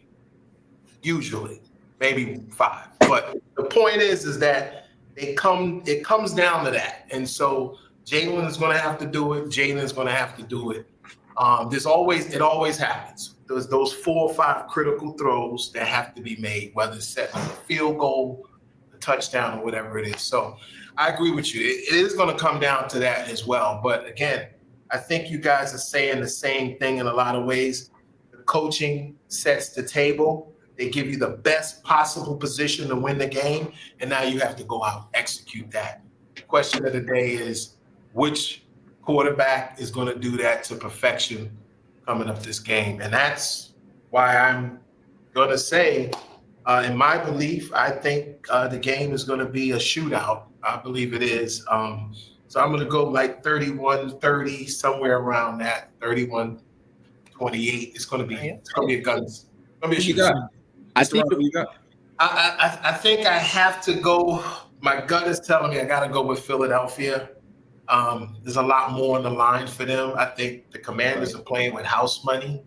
Whether they win or lose, everyone is going to feel great about this organization, and they're going to say the skies are the limits. With Philadelphia, with that heavy payroll, you paid Barkley, you paid all these guys. Don't win. Now what? You know what I mean? It's going to be very tough to swallow that pill going into next season. They spent a lot of money on that roster. Like I said, the Commanders are playing with house money. And again, that's dangerous because you guys said it best. What do they have to lose? Everyone loves them. They're in the town. They haven't paid for a meal in months. They're riding the bus for free Uber rides. Family is treated well. So I don't know. I think more pressure is on Philadelphia. I got the score. I think a lot of you guys had a little bit lower than I did, but I'm seeing 36-33 Commanders. Again, Jaden will walk them down. I have absolutely faith. I believe everything Mr. Ron said about eventually he will have to make a throw. And that has been my biggest thing about Jalen Hurts. He's played hard with his playoffs. I don't care what nobody says. Eventually, you're going to have to make a throw. Whether he's not playing horrible. The ball isn't in his hands a lot, which makes it, if you're looking at stats. If it takes you almost to the fourth quarter to get to 100 yards, I don't care. Your running back has 200 yards by halftime. How in the world are you going to have a plus 100 yards passing? I don't understand. Like, it's almost impossible to have a good quarterback stat when show your running me back is what game. almost every I know you might be exaggerating. And I'm gonna pass it back to Julian after this take. I'm gonna pass it back to Julian after this take because I don't mean to interrupt, but But Saquon, it just goes back to the point. I'm sorry. No, I was just going to say this and pass it back to you, Julian. Saquon won't have 200 yards at halftime against Washington. He's not going to. So he might have 200 on the game, but he's not going to have 200 at half. And also, Jalen Hurts is going to have to step up. He's a little banged up, and I'm telling you right now, if he can't run the way he usually runs, Frankie Louvu and Bobby Wagner will eat him alive. I'm telling you that. When he rolls out that pocket, we're going to be there, and we're going to do what we do. You can say whatever you want about our defense. We have Super Bowl caliber players. We have vets that have been in the NFC Championship. We have guys, bro, just like they have guys. You keep disrespecting our team as if we're not, like, we know that our roster is not theirs, but we're clearly doing something because we're in this moment. And what makes it that way? Coaching. Your coaching is making your guys look better than what they really are because they're put in positions to make plays. That's all I'm saying. That has been my argument for the last hour. Coaching is the reason why the Commanders are here. So coaching is the reason Saquon Barkley is good. Coaching is the reason Lamar Jackson is good. Coaching is the reason Tom Brady's good. What are we even talking about? Yeah, we know coaches matter. That's the sky is blue, buddy. The sky is blue. Coaching matters. Guess what? You can't coach players. There's certain players you can coach up, and there's certain players that just aren't there. We have certain players that have been elevated by the room, have been elevated by the coaching, have been elevated by five. And guess what? My quarterback elevates players around him. Jalen Hurts doesn't. That's the difference. And you're going to see the difference on Sunday. Get ready for that. To kind of go back to my point, regardless of the fact of if you believe he's playing great, which I just don't believe, he's going to have to make a throw regardless of the fact. You can agree with this. Regardless of the fact, he is going to have to step up and make a play. Regardless if it's us, if it's next, whenever the Super Bowl, when they play Kansas City. You guys. Kansas City, but he's going to have to make a throw eventually. And he's going to have to make multiple of them. So at the end of the day, I'm taking my guys regardless. I have faith. Let's go shot the world. 5. Let's do what we do. Let's go piss off some Philly fans. I mean, you're looking at a who has not thrown an interception in so many weeks. In my opinion, he's the master of controlling a football game. And that is going to be the determiner of this game. Who turns the ball over first? I think that the Philadelphia Eagles do a great job of controlling football games. The Commanders don't. I mean, the Commanders beat the Detroit Lions by 14 points and forced 5 turnovers. I mean, to me, that's not good enough, man. That's not good enough. What's not good enough? It sounds like that I'm hating on the Commanders, but to have it's a turnover, only win a game by 14 points to me is not good enough. Bro, I don't care if we win by 1 point or 35. A win is a win. What are we talking about? You're a fan. You're supposed to say that. No, that's reality. It doesn't matter. If you were a head coach, you're telling me that, oh my gosh, we forced 5 turnovers and only won by 14. Is that what you would say after a Super Bowl win? Would you say something like that? A worser, banged up Detroit Lions team? Yes. And going into a worser, banged up. They're better than us. They have a better roster, from top to bottom. Worser, I'm talking about compared to Philly, right? Your next opponent. When you're looking at when you're a coach and you look at film and things like that going to the week, you look at your mistakes and you say, okay, we did this week. Yes, we won, but we cannot do this week, or this will happen. It will be a different result. The Philadelphia Eagles will not. I'm not gonna say they will not. Okay, that's a bold take. The Philadelphia Eagles do not turn the ball over as much as the Detroit Lions. So they're not going to give you 5 interceptions. You do realize we haven't turned. JD5 has 0 turnovers this whole playoff race. He leads. He's first in passing yards, first in touchdowns, zero turnovers. So what are they going to do? How are they going to turn the ball over? You're only coming from one side, bro, and you need to understand that we don't turn the ball over either. You're missing my point. I'm talking about controlling the game. That has nothing to do with scoring points or turning the ball over. When I say control the game, I'm talking about controlling the clock, running the clock, and wearing down the defense. That is my whole argument. The Eagles do a great job of wearing teams down, controlling the football, and scoring when it matters. That's all I'm saying. That's been my whole argument this whole hour. And I think that is going to be the reason why these guys come out and they win. Now, what they do after this, who knows? Getting their ass bust by Yeah, whatever they do after this, who knows, right? Because I think that the Chiefs and the Bills have great D lines that they will be able to hold Saquon Barkley to less than what he has been getting against these lesser D lines in the NFC. Like Chris Jones, in my opinion, is a game changer for the Chiefs. He is a main reason why they have been put in some of the situations they have won some of the games they have, because he is able to stop the run and he is able to force great pass rush on the quarterback, which is another reason why I think the Eagles will win, because you have to deal with Jalen Carter all game. You see what he did to the Rams last week? No, Jalen Carter is a great player, but last time I saw Jalen Carter, he was getting juked out by my quarterback. Oh my God! For a first down run, which was what was it, 4th and 18? 4th and 18. But Jalen Hurts, it's his fault, right? It's his fault because he was out of the game. They converted on 4th and 18 because Jalen Hurts got hurt. You guys are delusional, man. You're bringing up one play. That one play changed the football game. That one play, man. That's what changed the football game is them not having it. You're not understanding that. Football game is them not having their starting quarterback. Running the ball game. There are certain plays in football, big moments, where you either step up or you crumble. My quarterback steps up. So I'm telling you, when Philly puts him in, because Philly's going to put Jaden in a tough position, I'm just saying I'm confident that Jaden will make those plays. But when you flip it on its head, you don't really understand that we can put Jalen Hurts in a tough position, but you're not understanding that he has to step up. And you seem confident in Saquon, but you haven't said a word about what is Jalen Hurts going to do when the pressure's on him. Jalen Hurts is not going to give you as many opportunities as Jared Goff did. And that is going to be the denominator of this ball game. Jared Goff gave you 5 extra opportunities on offense. Right or wrong? He did. And that was the determinator of the ball game. Jalen Hurts does not turn the ball over. You're not going to have 5 extra offensive possessions versus his team.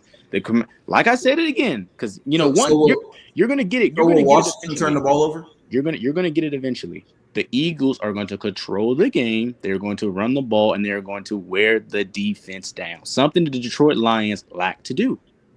Will Washington turn the ball over? I don't know. Because in your head, Jalen Hurts hasn't done it, so it can't happen. That's. I'm not saying it can't happen, but I'm no. That is your mindset. What has happened? You basically are saying that because you're assuming that on Sunday, Jalen Hurts, because he hasn't done it yet, he's just going to come in and have a perfect game, a perfect quarterback rating. He's going to come in Tom Brady. Like, I never said he was going to. Jalen Hurts is just going to come in here. I never said he's going to come into the link and just be his greatest self. I never said he was going to be perfect. I said he's not going to turn the ball over. He can play terrible and not turn the ball over, and the Eagles will win the game because they will control the game. They will run the defense down. I don't understand. I don't understand why that is you guys don't get it. Like the last 2 games, Jalen Hurts has thrown 0 touchdowns against you guys, and they still managed to be up 14 points before he gets injured and then beat you guys at the link. So Jalen Hurts does not have to play phenomenal football for them to win this game. So it's not even about Jalen. It's not even about Jalen Hurts at this point. What quarter was it when Jalen Hurts got pushed out? What quarter? I don't know because I wasn't watching the game. I'm going to be honest with you. But what I'm telling you is makes sense. That makes a whole lot of sense now. Saying that you didn't watch. Jalen Hurts has not thrown a touchdown both times he's played you guys, and he still have amounted to be up 14 before he was injured, on their way to score a touchdown, and they scored that drive. And in the first game, he didn't get injured, and he threw for 200 yards and didn't throw no touchdown, no pick, and they still managed to win a game. You know why? Because Dan Quinn is aggressive, and you cannot tell me that he's not. Dan Quinn is aggressive. He will go for it on 4th down, and if he doesn't get it, it will come back to bite him in the butt. And that is exactly what I think will happen on Sunday.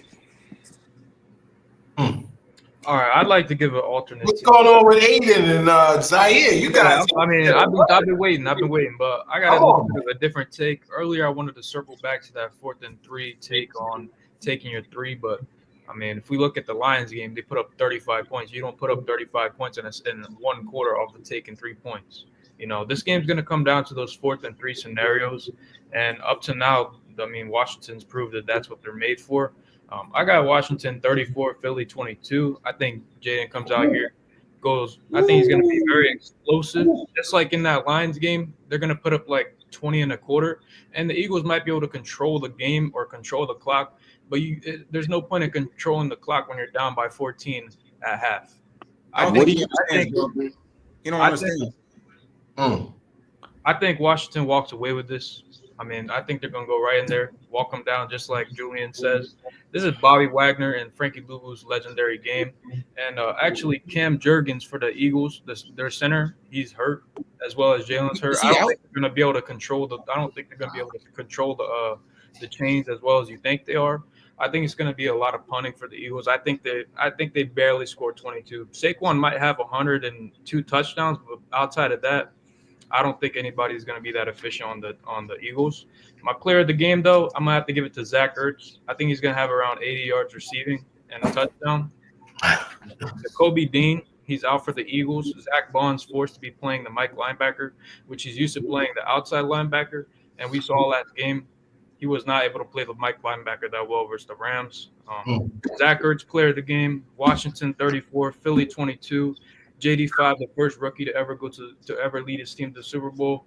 I'm gonna believe it until it's proven wrong.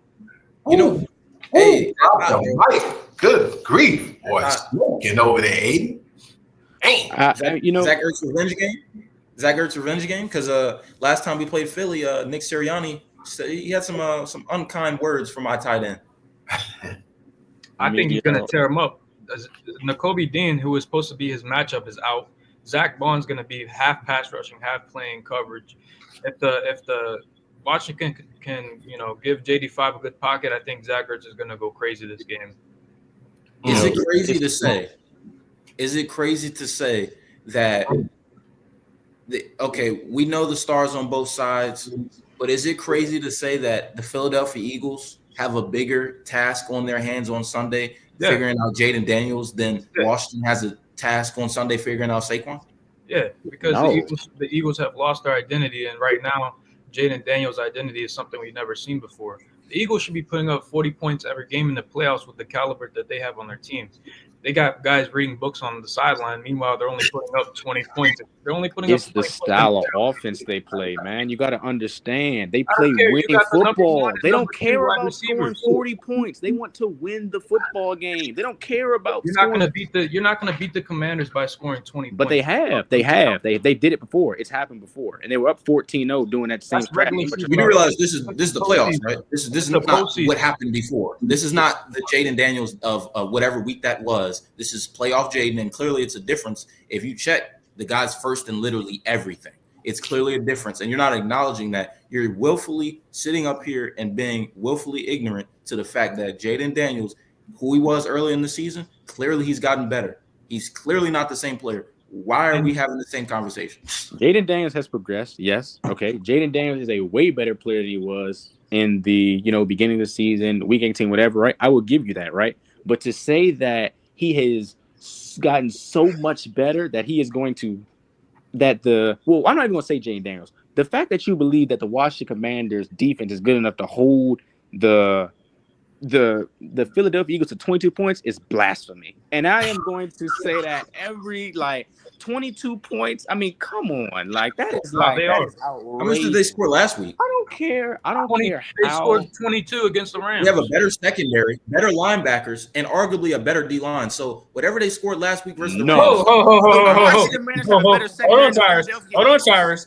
Hold on. We ain't doing that. As a Commanders fan, our D-line. Secondary, D-line, you guys don't beat them in anything in defense. The only reason why you guys secondary is not better this week is their linebacker course because they're injured. So get this through your head, bro. Whoever their cornerback one is, I'll take healthy Marshawn Lattimore and Mike Sanders still over them. Get that through your head. But Marshawn Lattimore is not healthy. Let's go to linebacker. Don't say that. Don't say that. Marshawn Lattimore. See, I don't play. He isn't healthy. He's still better than their DB1. Marshawn Lattimore is not healthy. Who is their DB1? I don't care who's their DB1. He's playing. Lattimore is better than any DB on your roster and the Rams. Get that through your head. Another thing, let's go to linebacker. Bobby Wagner, better than any linebacker on your roster or on the Rams. Let's go. Let's go. Zach, He's a Pro Bowler for a reason, buddy. He's a Super Bowl champion for a reason. Let's go to Zach Frankie Vaughn Louis. is up for Defensive Player of the Year. I How in didn't the world? I didn't say Philly. I said We're on not your even team talking or about the Rams. Cowboys. Why are you bringing us up? I We're said not on here. your team or the We're- Rams. this is not even an argument. We have nothing. The Cowboys, we shouldn't be talking about them. We're not here. Yeah, we That's shouldn't just, even Hey, I bring mentioned them the up. Rams too. that's Man, just you're they in just Cancun.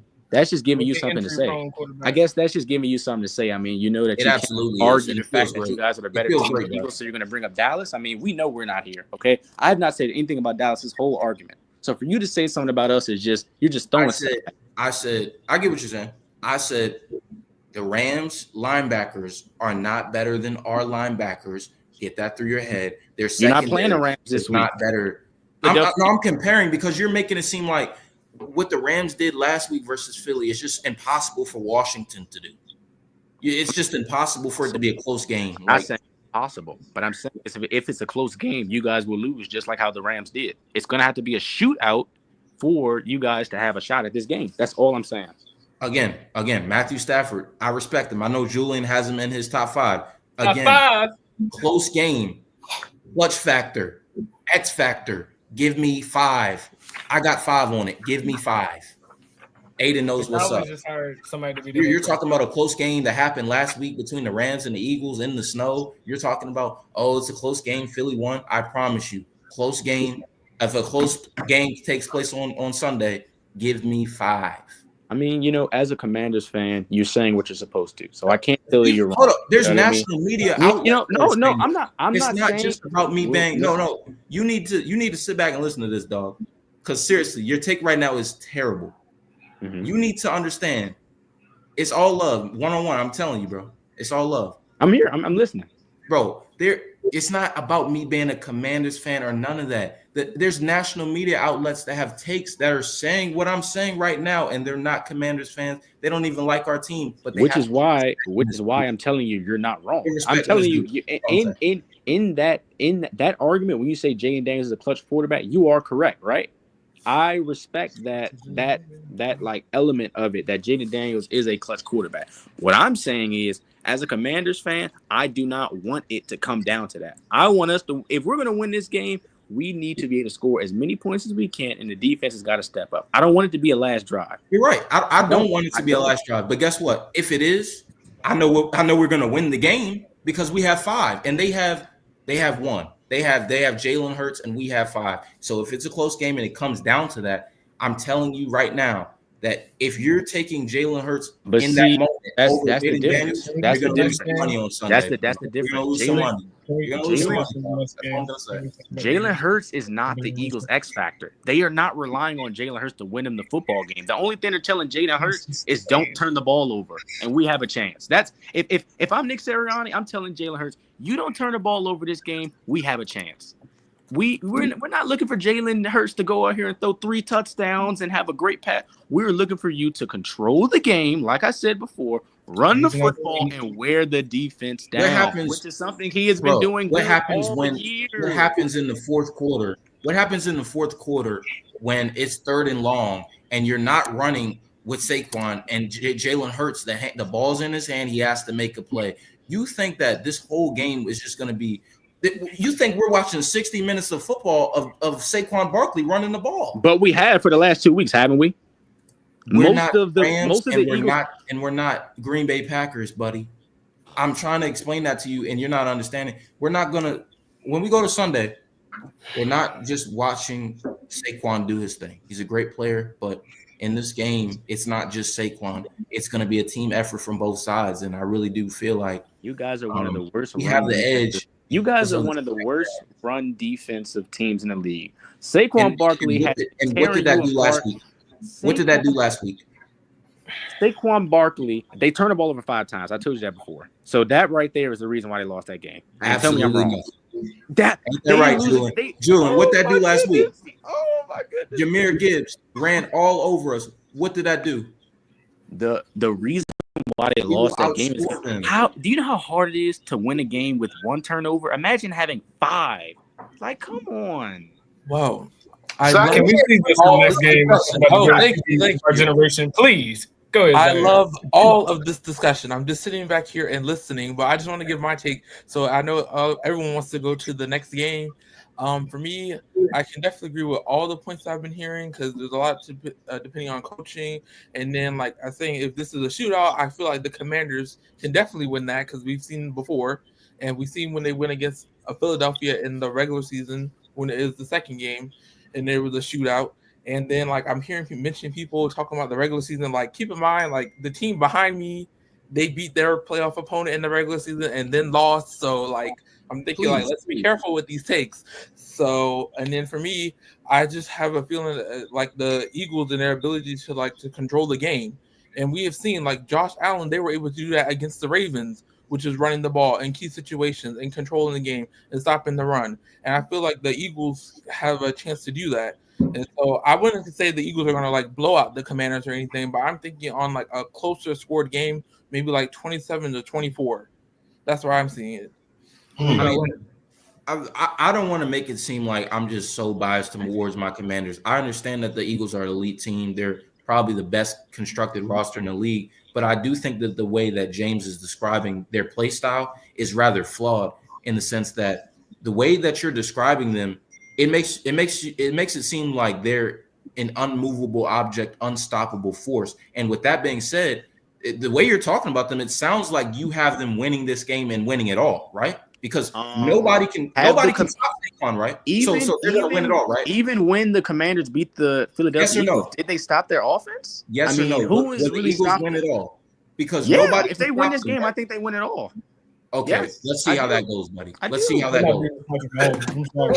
What? Let's see what kind of football you know, pal. We're gonna What see about that, team? dog. Give me a team that has stopped the Eagles' offense this year. Even when you guys beat the Eagles, they put up 33 points. So for you to say you guys are going to stop them in any way, shape, or form, I don't think that's real. And especially, Bro, you're not understanding that their offense is Saquon. Their pass offense hasn't been doing well as of recent, right? Now, could they get it together on Sunday? I just personally don't see it with the way our secondary has been playing. And I'm confident in our secondary. I know, it was a little shaky with Lattimore at first, but I'm confident in our secondary. What I am saying is this, bro. You're saying no one has stopped them, yet there's losses on their schedule. Guess what? Nobody stopped. Just because Nobody you lose a stopped game don't Barkley. mean Nobody stopped Barkley in those games they lost. Guess what? They still lost. They are a beatable football team. That's all I need to say. They are beatable. Yes, And they're if they beatable. lost to whoever they lost to throughout this year, whoever they lost to, again, not playing as good as my quarterback right now in Washington. No, I think Jaden Daniels is, like you said, I think Jaden Daniels is the best quarterback in the playoffs as of right now, as we've seen these last two games. I agree with you with that, right? But in this football game, Jaden Daniels is going to win you the game, but your defense has a greater chance of losing you the game than he has winning it. That's all I'm saying. Okay. I mean, that's been an argument all season, bro. I mean, we're 14-5. We're sitting in the NFC Championship. Let's talk about the greatest quarterback of our generation, please. Yeah, let's move on to the Buffalo. Great quarterback of our generation, man. I don't know about that, but What do you mean you don't know about that, bro? Moving on to the I don't know about my that. fault. I just feel like as two Commanders fans, no matter what I'm saying, as me being a Cowboys fan, I'm not going to win. So whatever I say is going to seem biased, even though I'm rooting against you guys, is because I'm a Dallas fan. If I like any other team, I feel like you would agree with me more. But just because I'm Dallas and we're not here, it makes it seem like he's saying, oh, he doesn't really want us to win. But it's the truth. Most of the things that I've been saying about the Philadelphia Eagles have been facts. They run the ball, that's they very control true. the game, they wear the defense down. That's very true. I can't argue that. I'm not even trying to argue that. I'm basically saying that throughout this whole week, I've heard so many Eagles fans, talk to me, or just on the internet, I've seen Eagles fans talk. Their logic for this game has always been that Saquon Barkley this, Saquon Barkley that, and the way that you guys described how this game is going to go, it sounds like you guys think that Saquon Barkley is more valuable than any quarterback. He should be the highest paid player ever in the NFL because at the end of the day, I hate to say it, as great as Saquon is, and this is why he didn't get paid what he did, because at the end of the day, the quarterback will always be the most valuable player in the football game. The quarterback has the most control, the most impact in the football game. And this is not going to be some chess match between Saquon and Jaden Daniels. They have two different responsibilities. At some point in this game, you're not going to rely on Saquon Barkley to throw a first down on 4th and 18 or 4th and 17. He's not the one throwing the ball. The And only way that you put them in that situation is stopping the run, because that is the only way you put them in a 4th 18 situation, because they are not going to have Jalen Hurts sit back there and take a 3-step drop and make a read. That is not their offense. So for you to think that you're going to have them 4th and 18 ever, to me, I don't think that's true. Oh my God, Marcus. If I may interject, and we do need to move on because my time is short, but I think you guys, you have to understand in the playoffs, you got to realize that you got stars in this game. All right, AJ Brown is an absolute star, so we can't just disrespect him and act like he doesn't exist, right? Smith is a star. These are star wide receivers. It only takes one play. So we do have to put respect and say, yes, while Saquon is a tremendous factor, look at the Giants. Did Saquon Barkley run for 2,000 yards on our roster? I got this picture right here. Everybody's talking. I got the one where he jumped over everybody forward, okay? They got the one where he jumped over everybody backwards. But my point is, we didn't have the receivers that they have, and we didn't have the line that they have, right? So, and we don't have the quarterback that they have in Philadelphia. So that's why there was so much hatred from our fan base when we went there, because we already knew what was going to happen. We knew this was going to happen. Even the owner knew it. That's why he said what he said. So I don't want us to not forget that while Saquon is a big part and Jaden is a big part, you got to respect those receivers of the Commanders. I mean, it's going to come down to Zach Ertz making a tremendous catch. You know, he may have to do something. So I'm respecting all of these players because this is their moment in the sun. But I will close on this note. I do believe that the pressure is on the Eagles, and that's why the fan base is so angry about these guys having to step up, because they know what was invested in this organization from the top down, financially, everything that went into building this roster.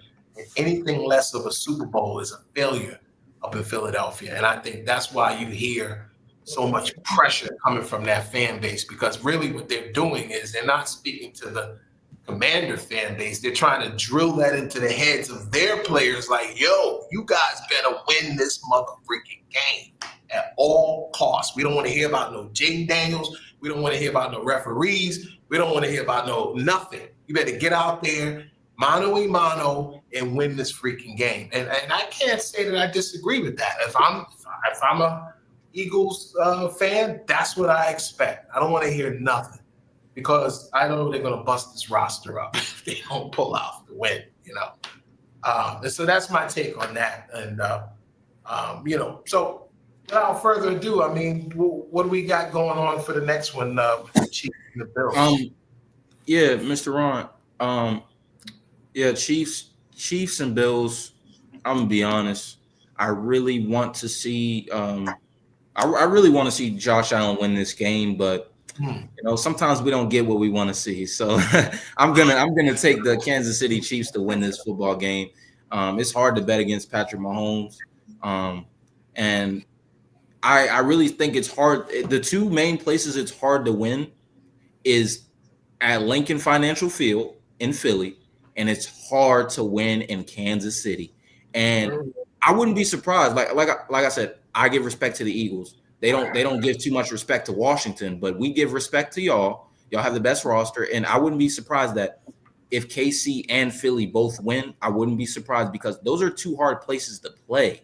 And obviously, Mahomes is who he is. He's the greatest quarterback of our generation. There's nobody better than Mahomes. And I know people want to say he's corny, the refs are on his side, it's rigged, all that stuff. He's just a great player, and you have to give him respect. Yes, there are times where people use the term, oh, they got lucky. I don't believe in luck. So respect to the Chiefs. They've done so great so far. Their defense steps up, and I'm going to take them to win this game. Score prediction, man, I'm gonna say 28-24. I just think that somehow that Chiefs defense hold Josh Allen and the Bills below 30. It's possible, and I think they do it. Wow. Okay. I agree with the toughness of playing there. I mean, to me, I think we've seen it. These guys. The thing that shocked me was, and I'm gonna be real, and y'all can fact check me on this, but they said the explosive plays for the Chiefs, meaning 30 yards or more, has been elusive from them this year. And I was surprised about that. I thought they added what's the guy, Xavier, the track star guy, that they would be able to get the ball down the field. But that's a testament to what you said. And I'm going to go with what James says. Andy Reid is by far the best coach. The best coach playing right now. And absolutely brilliant. The way he's changed his style over the years has been phenomenal. I used to hate him when he was a Philadelphia coach. They would never run on third down. They always had Donovan McNabb taking all kind of ridiculous chances. Just made me sick to my stomach the way they played him. I actually met Westbrook on the train when I used to be a conductor. Brian Westbrook. Yeah, he's from the area, by the way. Shout out to Brian Westbrook. Went to Damascus. And that guy's a beast. And and I'm not a little guy. I shook that guy's hands, man. It almost broke my hand. I said, dude, I hate you, man. I hate you. You killed my team. He laughed. He was such a cool guy. But my point is that Andy Reid has changed his style completely. He goes to the Arrowhead Stadium. He's running the ball. He's creating different explosive plays. He's doing everything different. He reinvented himself with the Chiefs. So I can't argue against what you said. But if somehow the Bills can force them to have to put the ball down the field, and I don't know, and it goes again back to what the coaching McDermott and these guys are able to do. I do think there's a slither of hope that the Bills have a chance to upset the Chiefs. And I think because, again, I think that Josh Allen is playing with house money. He's similar to Jaden in the sense that he lost the digs and a lot of these big-time ball players. And now everyone had him like, he's lucky if they get 10 wins and da-da-da-da. And now here he is knocking on the door of a Super Bowl. So if he can play loose, if he can play relaxed, and I agree with the way you guys talked about the quarterback. Yes, the quarterback is the unadulterated leader. So goes the calmness of that quarterback position. Now all the other guys are relaxed, and they're like, okay, our quarterback believes that he can win this game. Let's go out there and get it. Trust me, I've seen the look of defeat on the defense when they played their asses off, excuse me for that, and the quarterback turns the ball right back over. And now they're going back out on the field with this. I went through that the whole year with Daniel Jones, half the year as my quarterback. So my point is, I would like to say that I do believe the Bills could upset the Chiefs. I believe they can. I'm going to go 31-28, somewhere around that. And I think it's going to come down to, can they force Kansas City to have to go deep, and how they're able to take away Kelsey in this game. So that's kind of like where I'm going to leave it. I'm playing it safe. I'm going to hop in here next. Me personally, I think Josh Allen's second best looking quarterback in the playoffs right now. I think he's going to walk right into the Chiefs stadium and take this one. It's not going to be an easy game. I think a key matchup to watch is going to be James Cook versus the Pacheco and Hunt duo. Like Mr. Ron saying, they're going to have to force Casey to go deep. They've, since like Christmas time, when I was watching on the Christmas game against the Steelers, they're just checking down the whole game. They weren't really taking no explosive plays. I think that's what makes the Bills so special, is able to utilize Dalton Kincaid and Knox as an extra pair of receivers down the field on those explosive plays. My player of the game to watch is going to be Cole Bishop. Taylor Rapp, the starting safety for the Bills, is out. So that puts Cole Bishop, it puts him in a difficult position. He's going to have to guard Kelsey. He's going to have to guard Kelsey on Kelsey's, legacy season. He's going to try to walk out of here going with a 3-peat with Pat Mahomes and stamp his legacy as the best Chiefs tight end ever. But I think Cole Bishop puts a stop to that. I got Buffalo winning 30, Kansas City 26. I think it comes down. If I'm the Bills, I'm more confident with Matt Milano on Travis Kelce. I think he's a better coverage linebacker than putting a safety who hasn't really played all season and putting him on arguably the best tight end we've seen this decade. I'm more confident with Matt Milano, a linebacker who has showed that he can play zone and play man, because that's the difference in that situation. Just for that take, I feel Yeah, like I mean, I agree somewhat, but I feel like Matt Milano is more of a force in the run game. Same with Terrell Bernard, and they're gonna have to put a lot of emphasis, seeing as KC, like I said, they do all those checkdowns and stuff. Travis Kelce, you know how he plays. He goes up the field, stands there, then runs around. Usually, it's more vertical than horizontal, which means that the safeties have to come down to help. And up to now, none of the safeties have done that. But I think from seeing last game, Cole Bishop, once he came in after Taylor Rapp got that interception and went out, he played phenomenal against the vertical attack that Baltimore tried to continue. Yeah, I think Buffalo takes us 130, Kansas City 26, Josh Allen, Jaden Daniels, Super Bowl. Hey, Aiden, James, I stay up with the news, of course. James, how you feeling? You guys, Cowboys just got their new coach, Schottenheimer, I think is how you pronounce it. How you feel about that? When you talk about Dallas and you talk about coaching, I think we have been in a hole with our coaching, and I think Jerry Jones has been chasing greatness, but he's chasing it the wrong way, right? We look at Mike McCarthy and look at what he did with the Packers, right? The team that he had, I mean, it isn't really – I'm not going to say it isn't really tough, because you still have to be able to manage your guy, coach. But, man, when you got Aaron Rodgers and Donald Driver and then Greg Jennings and all them guys, man, and then the defensive guy with Clay Matthews, and you know what I mean? It's kind of hard to say and give Mike McCarthy a lot of credit for that, as you can see. I mean, we got Kellen Moore as the offensive coordinator. We're one of the top offenses in the NFL when it comes to scoring, and then we just totally get rid of him. And then look what he's doing in Philly. You know what I mean? So just because we got a new coach, I don't really think it really changes anything. Oh, I know it doesn't. Jerry Jones has a really of getting coaches that are big name guys, and it doesn't really mean anything to me. I'm not really hyped about it.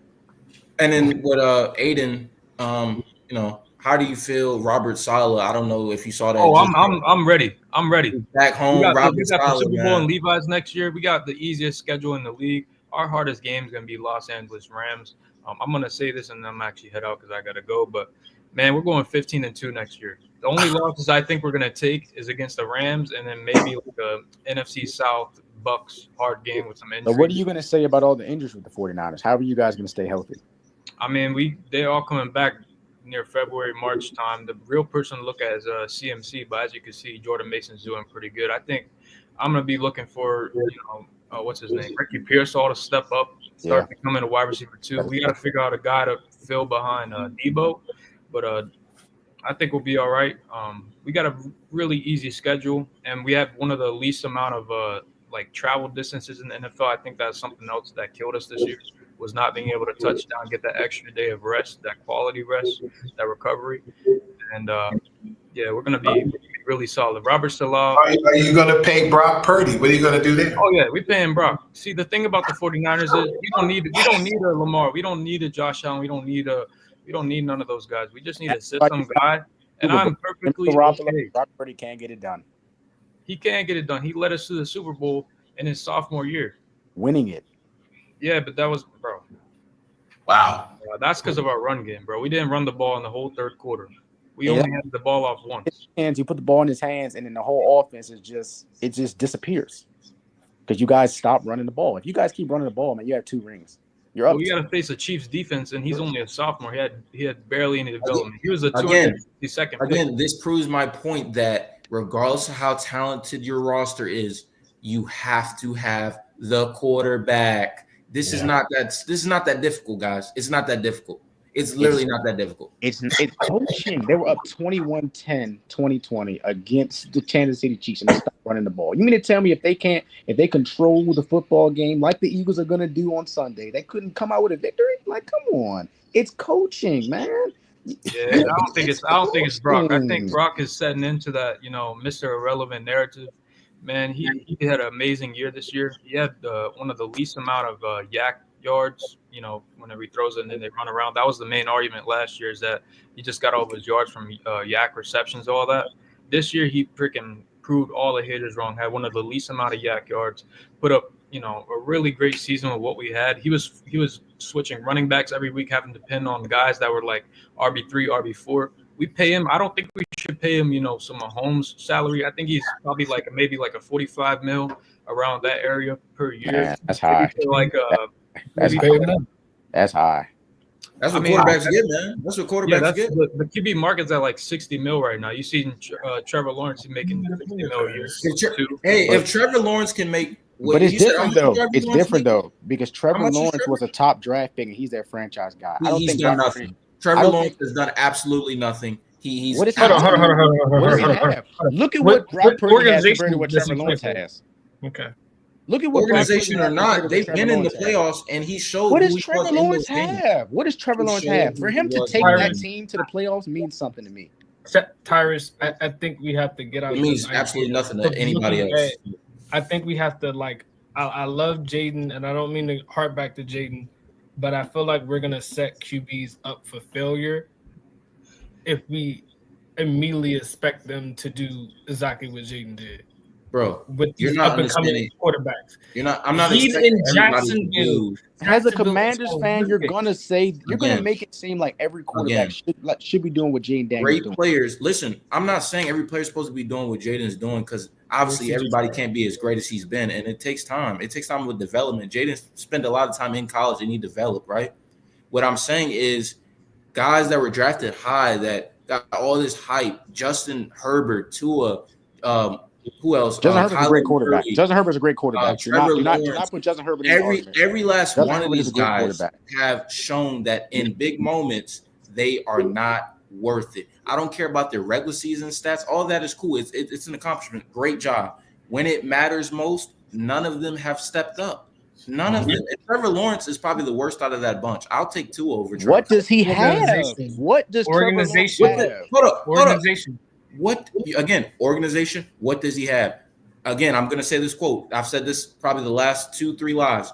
Great players elevate those around him. Just tell me The this. great players that There's elevate players them with- to the there's certain players level with are worse offenses. one of a million. You will never see a You I drafted hate that Trevor Lawrence idea. to elevate your team. You draft a Trevor He's Lawrence to not elevate that. your team. We've already seen what he is. He's not going to do it. That 'Cause is he my can't. point. 'Cause he can't. Organizations To say matter. he can't is an understatement. He literally cannot. What If he does if he he can, he would have? have done it already. What But, have the you point- built? He's not What at have the Clemson no Jacksonville more, bro. Jaguars built around Trevor? I'm not disagreeing with you, James. I Not at believe the Clemson. organization matters. You were being a biased Commanders fan, expecting him to be just like Jaden Daniels, and he doesn't have it. He doesn't have He's the in a- coaching hold up. nor the He's in players. Easier, softer division, and he still can't get it done. Don't talk about my quarterback because my quarterback JD5 is probably in one of the hardest divisions in football, and he's getting it done. Trevor Lawrence, I knew when they drafted him, I was like, this guy ain't it. Because they He's didn't not at have Clemson, anything. bro. What do they have? They just got a number one receiver in Brian Thomas. Before that, what did they have? Horrible organization. What did they have? I mean, come on. He doesn't have anything to Again, work with. What does Washington have outside of Terry on offense? De'Ami Brown has came alive. Oh, Zach no, Ertz, Brown- Zach Ertz is a serious. veteran tight end. No, Zach no, Ertz, no, no. Zach Ertz is a De'Ami veteran. Brown don't even have a 700 career receiving yards. He don't even have 700 career receiving yards. We talking about De'Ami Brown. 100% inconsistent. But Oh, But I don't want Zach to Ertz is- hold Zach some of Ertz- y'all Zach up if Ertz y'all is a gotta go, veteran. but wow. Zach Ertz is De'Ami a Brown. veteran tight end. Zach Ertz is a Let me- veteran tight end. Zach Let Ertz me is not get a my- top tier tight end, bro. He's a Let me- veteran. It's not about him being top tier. He's a veteran. let Is me he not a veteran? At the end of Let the day, me- man, there's vets that get it done, and Zach Ertz has stepped up. But we're not gonna sit here and act like Trevor Lawrence is just some elite player, and it's just all because of his organization. He's made it to the playoffs, and we saw what he did when he got there. His So defense couldn't hold up. He scored damn near 40 points. They were up big in that game, and they just couldn't finish because they couldn't stop anybody. You're going to tell Again- me that's Trevor again, Lawrence's fault? they are in the You're arguably gonna the tell me that's easiest Trevor division in Lawrence's football. fault that you put up 40 points and you don't win a football game? Come on, man. Don't do this. Don't do this, man. Don't do Can I this. go to my Kansas City take? Don't put this on Trevor Lawrence. Julian, you got your Kansas City take. What's up, man? I don't like picking against Mahomes. I damn sure don't like picking against Mahomes in Arrowhead. The Joe Burrow glaze happens again. The only one to go into Arrowhead in the playoffs to beat him is Burrow. And I just don't see a way in which Buffalo can beat them. I'm not saying it won't be close. Like there is a way for them to beat them, but I just think just the experience. Again, like James goes back to, I think they have the best head coach in the NFL, probably the best defensive coordinator in the NFL. I just think it's just too much for Buffalo. I don't believe they have the receivers or the consistent enough receivers on the outside to make enough plays when it matters. But if they win, it is going to be 100% offensively on a Josh Allen. If the Bills win this game on Sunday, they shock a lot of people. 100%, they shock They me. shock the world if they win this game. Nobody, I'm not gonna say nobody. Most America does not expect them to win this game. I don't care how Even if good the they Bills put win, in. even if the Bills win, we're not going to sit here and act like the Bills winning would be the bigger upset. Us winning would be the bigger upset. We're against all odds. The Philadelphia Eagles have literally everything they need. I don't think that was I the same. don't think so because That Patrick wasn't his Mahomes. point. Patrick Mahomes has only lost a playoff game to what? 2 guys? I mean, Barrow and Tom Brady. Besides that, he's been to Super Bowl every year of his career. So to say that the Buffalo Bills, who has never been to Super Bowl with Josh Allen, is not going to be an bigger upset, I just don't think so, man. I mean, Even though you guys you go either way with that, but I just feel like the way that everybody's doubting Washington. I mean, let me pull up his name. Look. They're only doubting you because they have never seen you in this position, so they don't know what to expect. You guys are going to come out here and shock the world if you win, yes, but nobody knows what to expect from you guys because we haven't seen you here in so long. We've seen the Bills in the playoffs multiple times in the last few years, choke games to whoever it is that they play, whether it's Lamar Jackson, Patrick Mahomes. So they're winning this game would be a shocker. It would be a shocker if you guys win, but it's only because we haven't seen you here, not because the fact that we've seen you here and you lost. And the roster. But I mean, I agree with that in the essence, but I don't think Buffalo have the receivers on the outside to make the plays when it is. But if they Trent win, McDuffie is good enough to take your receiver out the game, and he's going to take Amari Cooper out of the game, and he is. And I think you have to look at Chris Jones. I think that is like the X factor. How does Buffalo scheme around Chris Jones? How do you identify where he's at all times? Because he will change and impact that entire game. Earlier, he's a game changer, man. I don't see a way in which they can stop Chris Jones. No matter how good or bad the Chiefs play, they're a team full of guys who can change the game at any moment. They have guys all around the board, whether it's offense or defense, something that I just don't think the Bills have. The Bills don't have as many game changers as the Kansas City Chiefs have. That's just my opinion. The only way they win, I can agree with that, yeah, for sure. Allen puts on that Superman cape and he wills this team to win. I don't see and it. I think it's a low scoring game, honestly. I'll say this. You said 24-21? Yeah. I don't got nobody going to 30. I don't know how y'all get 30. All I was gonna say is this. I feel like even with this game, the better quarterback will win the football game. And better quarterback will win the football game. And who do you think the better quarterback is in this game? We're going to see who the better quarterback is in the game. We're not just going to sit here and say, well, I mean, we know what Mahomes does. I'm not trying to debate that, but I'm saying that it doesn't matter what, like Mahomes' past accolades. If he goes out and just plays bad, what does that matter? It's this game, this moment. All that other stuff that happened in years prior, that's historical reference. But, bro, this is this moment. This is right now. Anything can happen. All season, Josh Allen has been playing better than Mahomes. But guess what? It's the playoffs. Mahomes could mess around and have his game. So I'm saying that whoever plays better in the game between Josh Allen and Mahomes will win the game. That's what I'm telling you. And I don't think Patrick Mahomes. But I don't think that Mahomes will have that game. Hey, when you talk about the better quarterback, I don't really think it's about that. It's about like I think my reference is really good when I say controlling the game. No matter how good your quarterback plays, if you're not in control of the football game, it means nothing. You can throw for as many yards as you want. If we cannot sustain our offense and be able to run the clock and keep the other offense off the field, we're going to lose the game. I don't care how many yards Josh Allen throws for, how many spectacular plays he makes. Patrick Mahomes knows how to win. It's not all about yards. Josh Allen was the better quarterback in the game against the Ravens. He was the better quarterback. They won the football game. I don't think so. Josh Allen didn't throw for a single. You turn the ball over twice as a quarterback, and the other quarterback has 0 turnovers. Yes, you're not the best quarterback on the field. That should be quite clear. In most games in the playoffs, when you turn the ball over twice, in most games, not all games, but in most games, if you turn the ball over twice or more, and Lamar did that, he was not the best quarterback on the field. Josh Allen did just enough to win because of the turnovers. If that's the case, you can say Josh Allen didn't win them the football game. I don't care what you say. He's the best quarterback on the field, and they won the game. That's just evidence. That's reality. We're not debating that. I don't think he was a better QB that day. I'd have if to he agree. wasn't and he won, imagine what the score would have been when he is the better quarterback. He was the better quarterback. So you're telling me that Josh Allen is the MVP?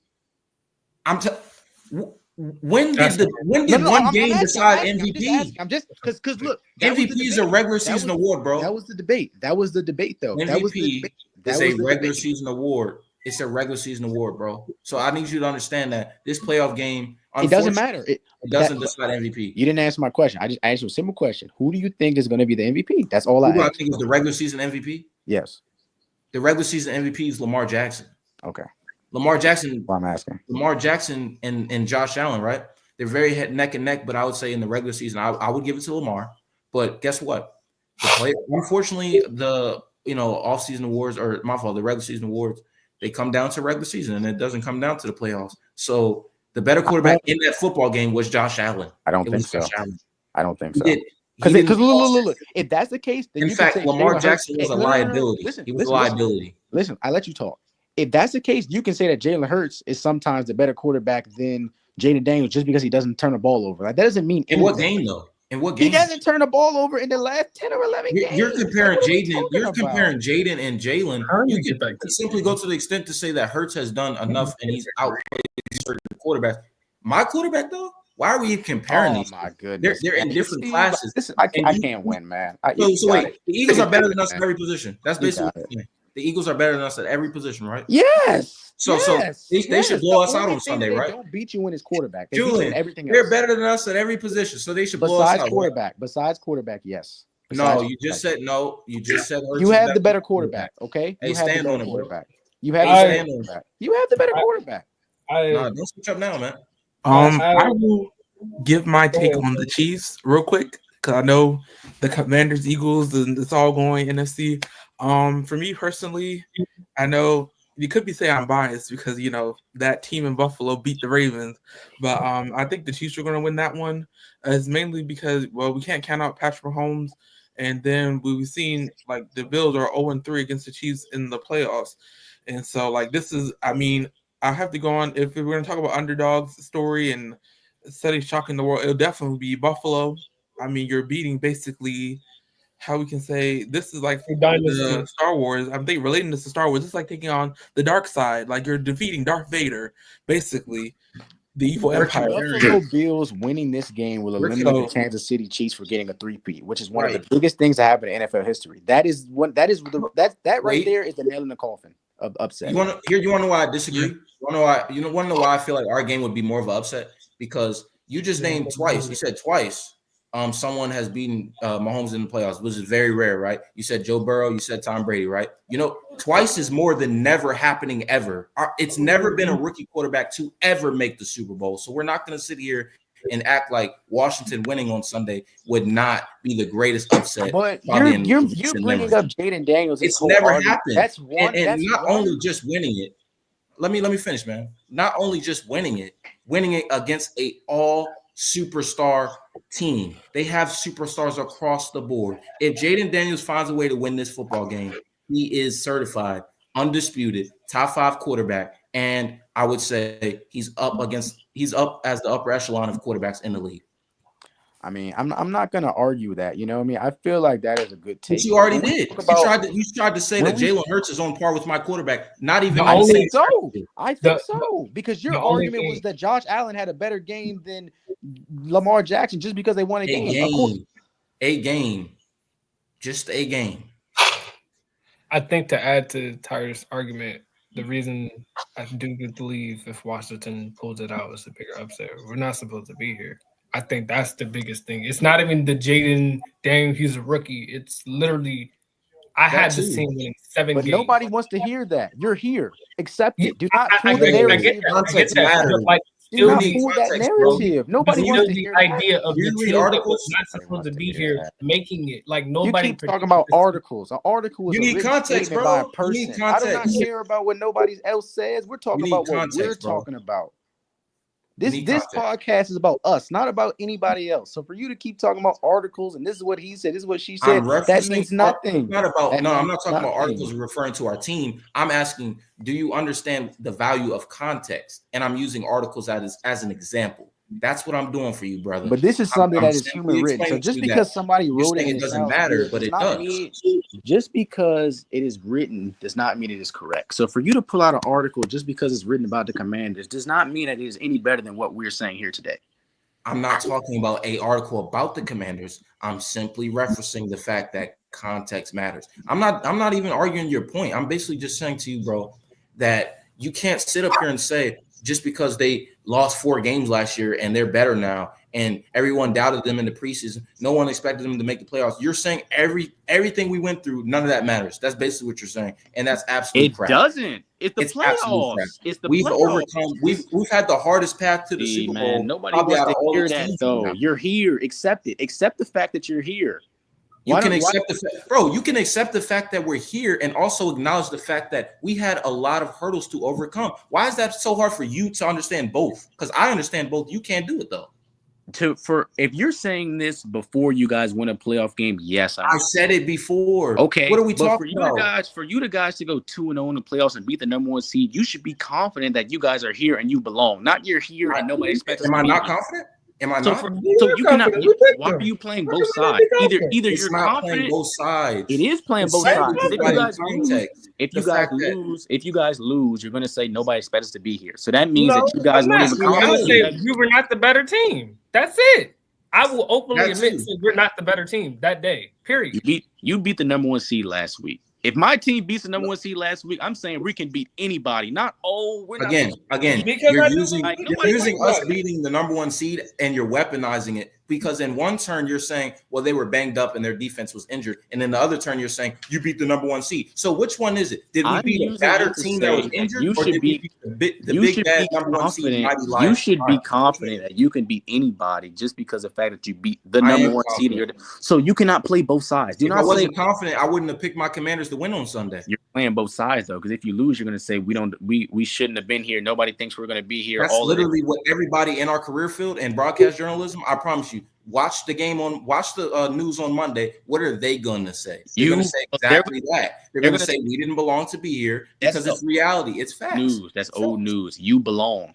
Accept the fact that you belong. Please accept the fact that you guys belong here and you should be here. And you're in the position that you are because you had beat the number 1 seed. You belong here. There is no more Cinderella story that is broken. You beat the number 1 seed. After that, to me, the Cinderella story after it ended after that. You guys proved that you guys belong here. Accept it. Do not play the narrative that, if we lose, nobody expects us to be here. It's okay. No, it's not. I'm because not for you to saying beat the number 1 So seed. basically, you're I'm saying. literally telling So you this is actually what somebody said in the shop today. I was team. in the shop, and this Eagles fan tried to tell me. He said, "Mr. Ron, I was laughing at this. This Eagles fan, he's an OG. He was older than me. I give him respect. He was talking smack to me. I was laughing. We were having a good conversation. He tells me, he said, so what if the Commanders made the NFC Championship? If they don't win, it don't matter." And I said, maybe for the Eagles, because y'all are Super Bowl or bust. If we lose this game, I'm not going to be super upset because you make the NFC Championship with this roster. That says a lot about your future. Our future is far brighter than Philadelphia's. They lose this game, you might blow it up. You might have to rebuild. You might have to go. That is very true. But my argument. No, it's very true because I provided context. It doesn't take that much to provide context, bro. It's literally that simple. It's that simple. It is not constant. I'm saying you guys beat the number 1 seed last week. Is that not enough constant that you beat the best team in your conference? Like, I don't understand. That should be enough right there. I Again, say we else. were 8-point underdogs. That's the context. That's the context that. And that right there, that you were 8-point underdogs and you found a way to beat them, shows that you belong. You should not. I'm not debating that we belong. What I am explaining to you, and again, I'm not debating you. I'm explaining to you. Okay. That context matters in the sense that I'm not saying that we don't belong here. What I am saying is, in this moment, the team we have right now, the way they're playing, nobody in the world, not even me, expected this to be happening. And it goes to the credit that we are now playing in a way that our team really just didn't imagine. Jaden Daniels has elevated us, our offense. He's done great things. But not only that, Dan Quinn is just a great coach, and he's come in and elevated our team. If you say the team didn't expect this, I'd say that you were wrong, because Dan Quinn's first interview with the Commanders, he said this is not a rebuild. So he knew from the jump that this team was going to be something special. I mean, the team fan base, as far as the fan base. Well, nobody cares about the fan base. Me or you. Obviously, the fan base matters because you're talking to two Commanders fans and you're a Cowboys fan. We are not important to the game. No matter if we root for the game or if we don't, the outcome does not change. We do not matter. I didn't say the fans. I didn't say the fans determine or affect the outcome of the game. I'm telling you, anybody that actually watches football knows that this team going into the season was not expected to do what it's doing. But it doesn't matter what Commanders fans. It doesn't matter. So what? So what? So what? So what? In reality. So what? So what? What we think. I mean, if I can interject, I agree with both of you. Give credit when it's due. Why can't you give credit to the fact that Jaden? I gave you credit. I told you belong. How much more credit do you need? Do you want me to tell you you're the best team in the NFL? I don't understand. I'm gonna let you go. I don't mean to interrupt. I don't understand. Before we let go, I just want to let you know it's the most important thing is what those guys in that locker room believe. Right? And they believed. And that's where it comes down to, because at the end of the day, if out of all sports, and I said this a couple of weeks ago when we did this podcast, that football is one of the only sports outside of, like I said, the usual suspects, KC, back in the day was the Patriots, where every year there's always somebody else that comes out and does something that everybody's like, wow, because football is 53 men on a roster. Like you said, injuries, a lot of moving parts to get to a Super Bowl. I know you like to use the word luck because I don't believe in it, but a lot of things have to go right to win a Super Bowl. A lot of things have to fall in your favor. And I realize that now, I remember when I saw a young quarterback throwing the ball was like I'd never seen it before. I mean, it was a laser of a football. And in his second year, he went to a Super Bowl against the Bears, and he never went back. His name was Dan Marino. And I remember watching him as a kid, like, golly, man, this guy is unbelievable. So we can't take anything for granted. Then you have a 6th-round pick who was a nobody, comes in behind a great quarterback named Bledsoe, and Brady wins freaking, 6, 7 Super Bowls, 7 championships. So it's really what those guys in the locker room believe, and I think you guys are saying that best as a fan base. Yes, there are some fan bases that do have a lot of influence over their teams. That's why I think some of these coaches just fire. I mean, we have fans flying planes over our stadium trying to get rid of Dable and Joe Show, but I'm so glad they didn't get rid of them because I believe in those guys. I mean, that team up in Buffalo was a team that they put together, and I was saying this the other night. If my owner called me in the office and I'm Brian Dable, I'm looking that guy in the face and said, "Excuse me, I played for Nick Saban. I won 2 championships in college. I won 2-3 championships with Belichick. Don't you dare talk to me like I don't know how to build a football program.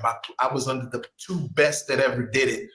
I know how to build a New York Giants. So just stay out of my way and let me do what I need to do." That's what I would have said if I was Brian Dable. And I would say, you can fire me if you want, but ain't nobody out there got my resume. I dare you to fire me.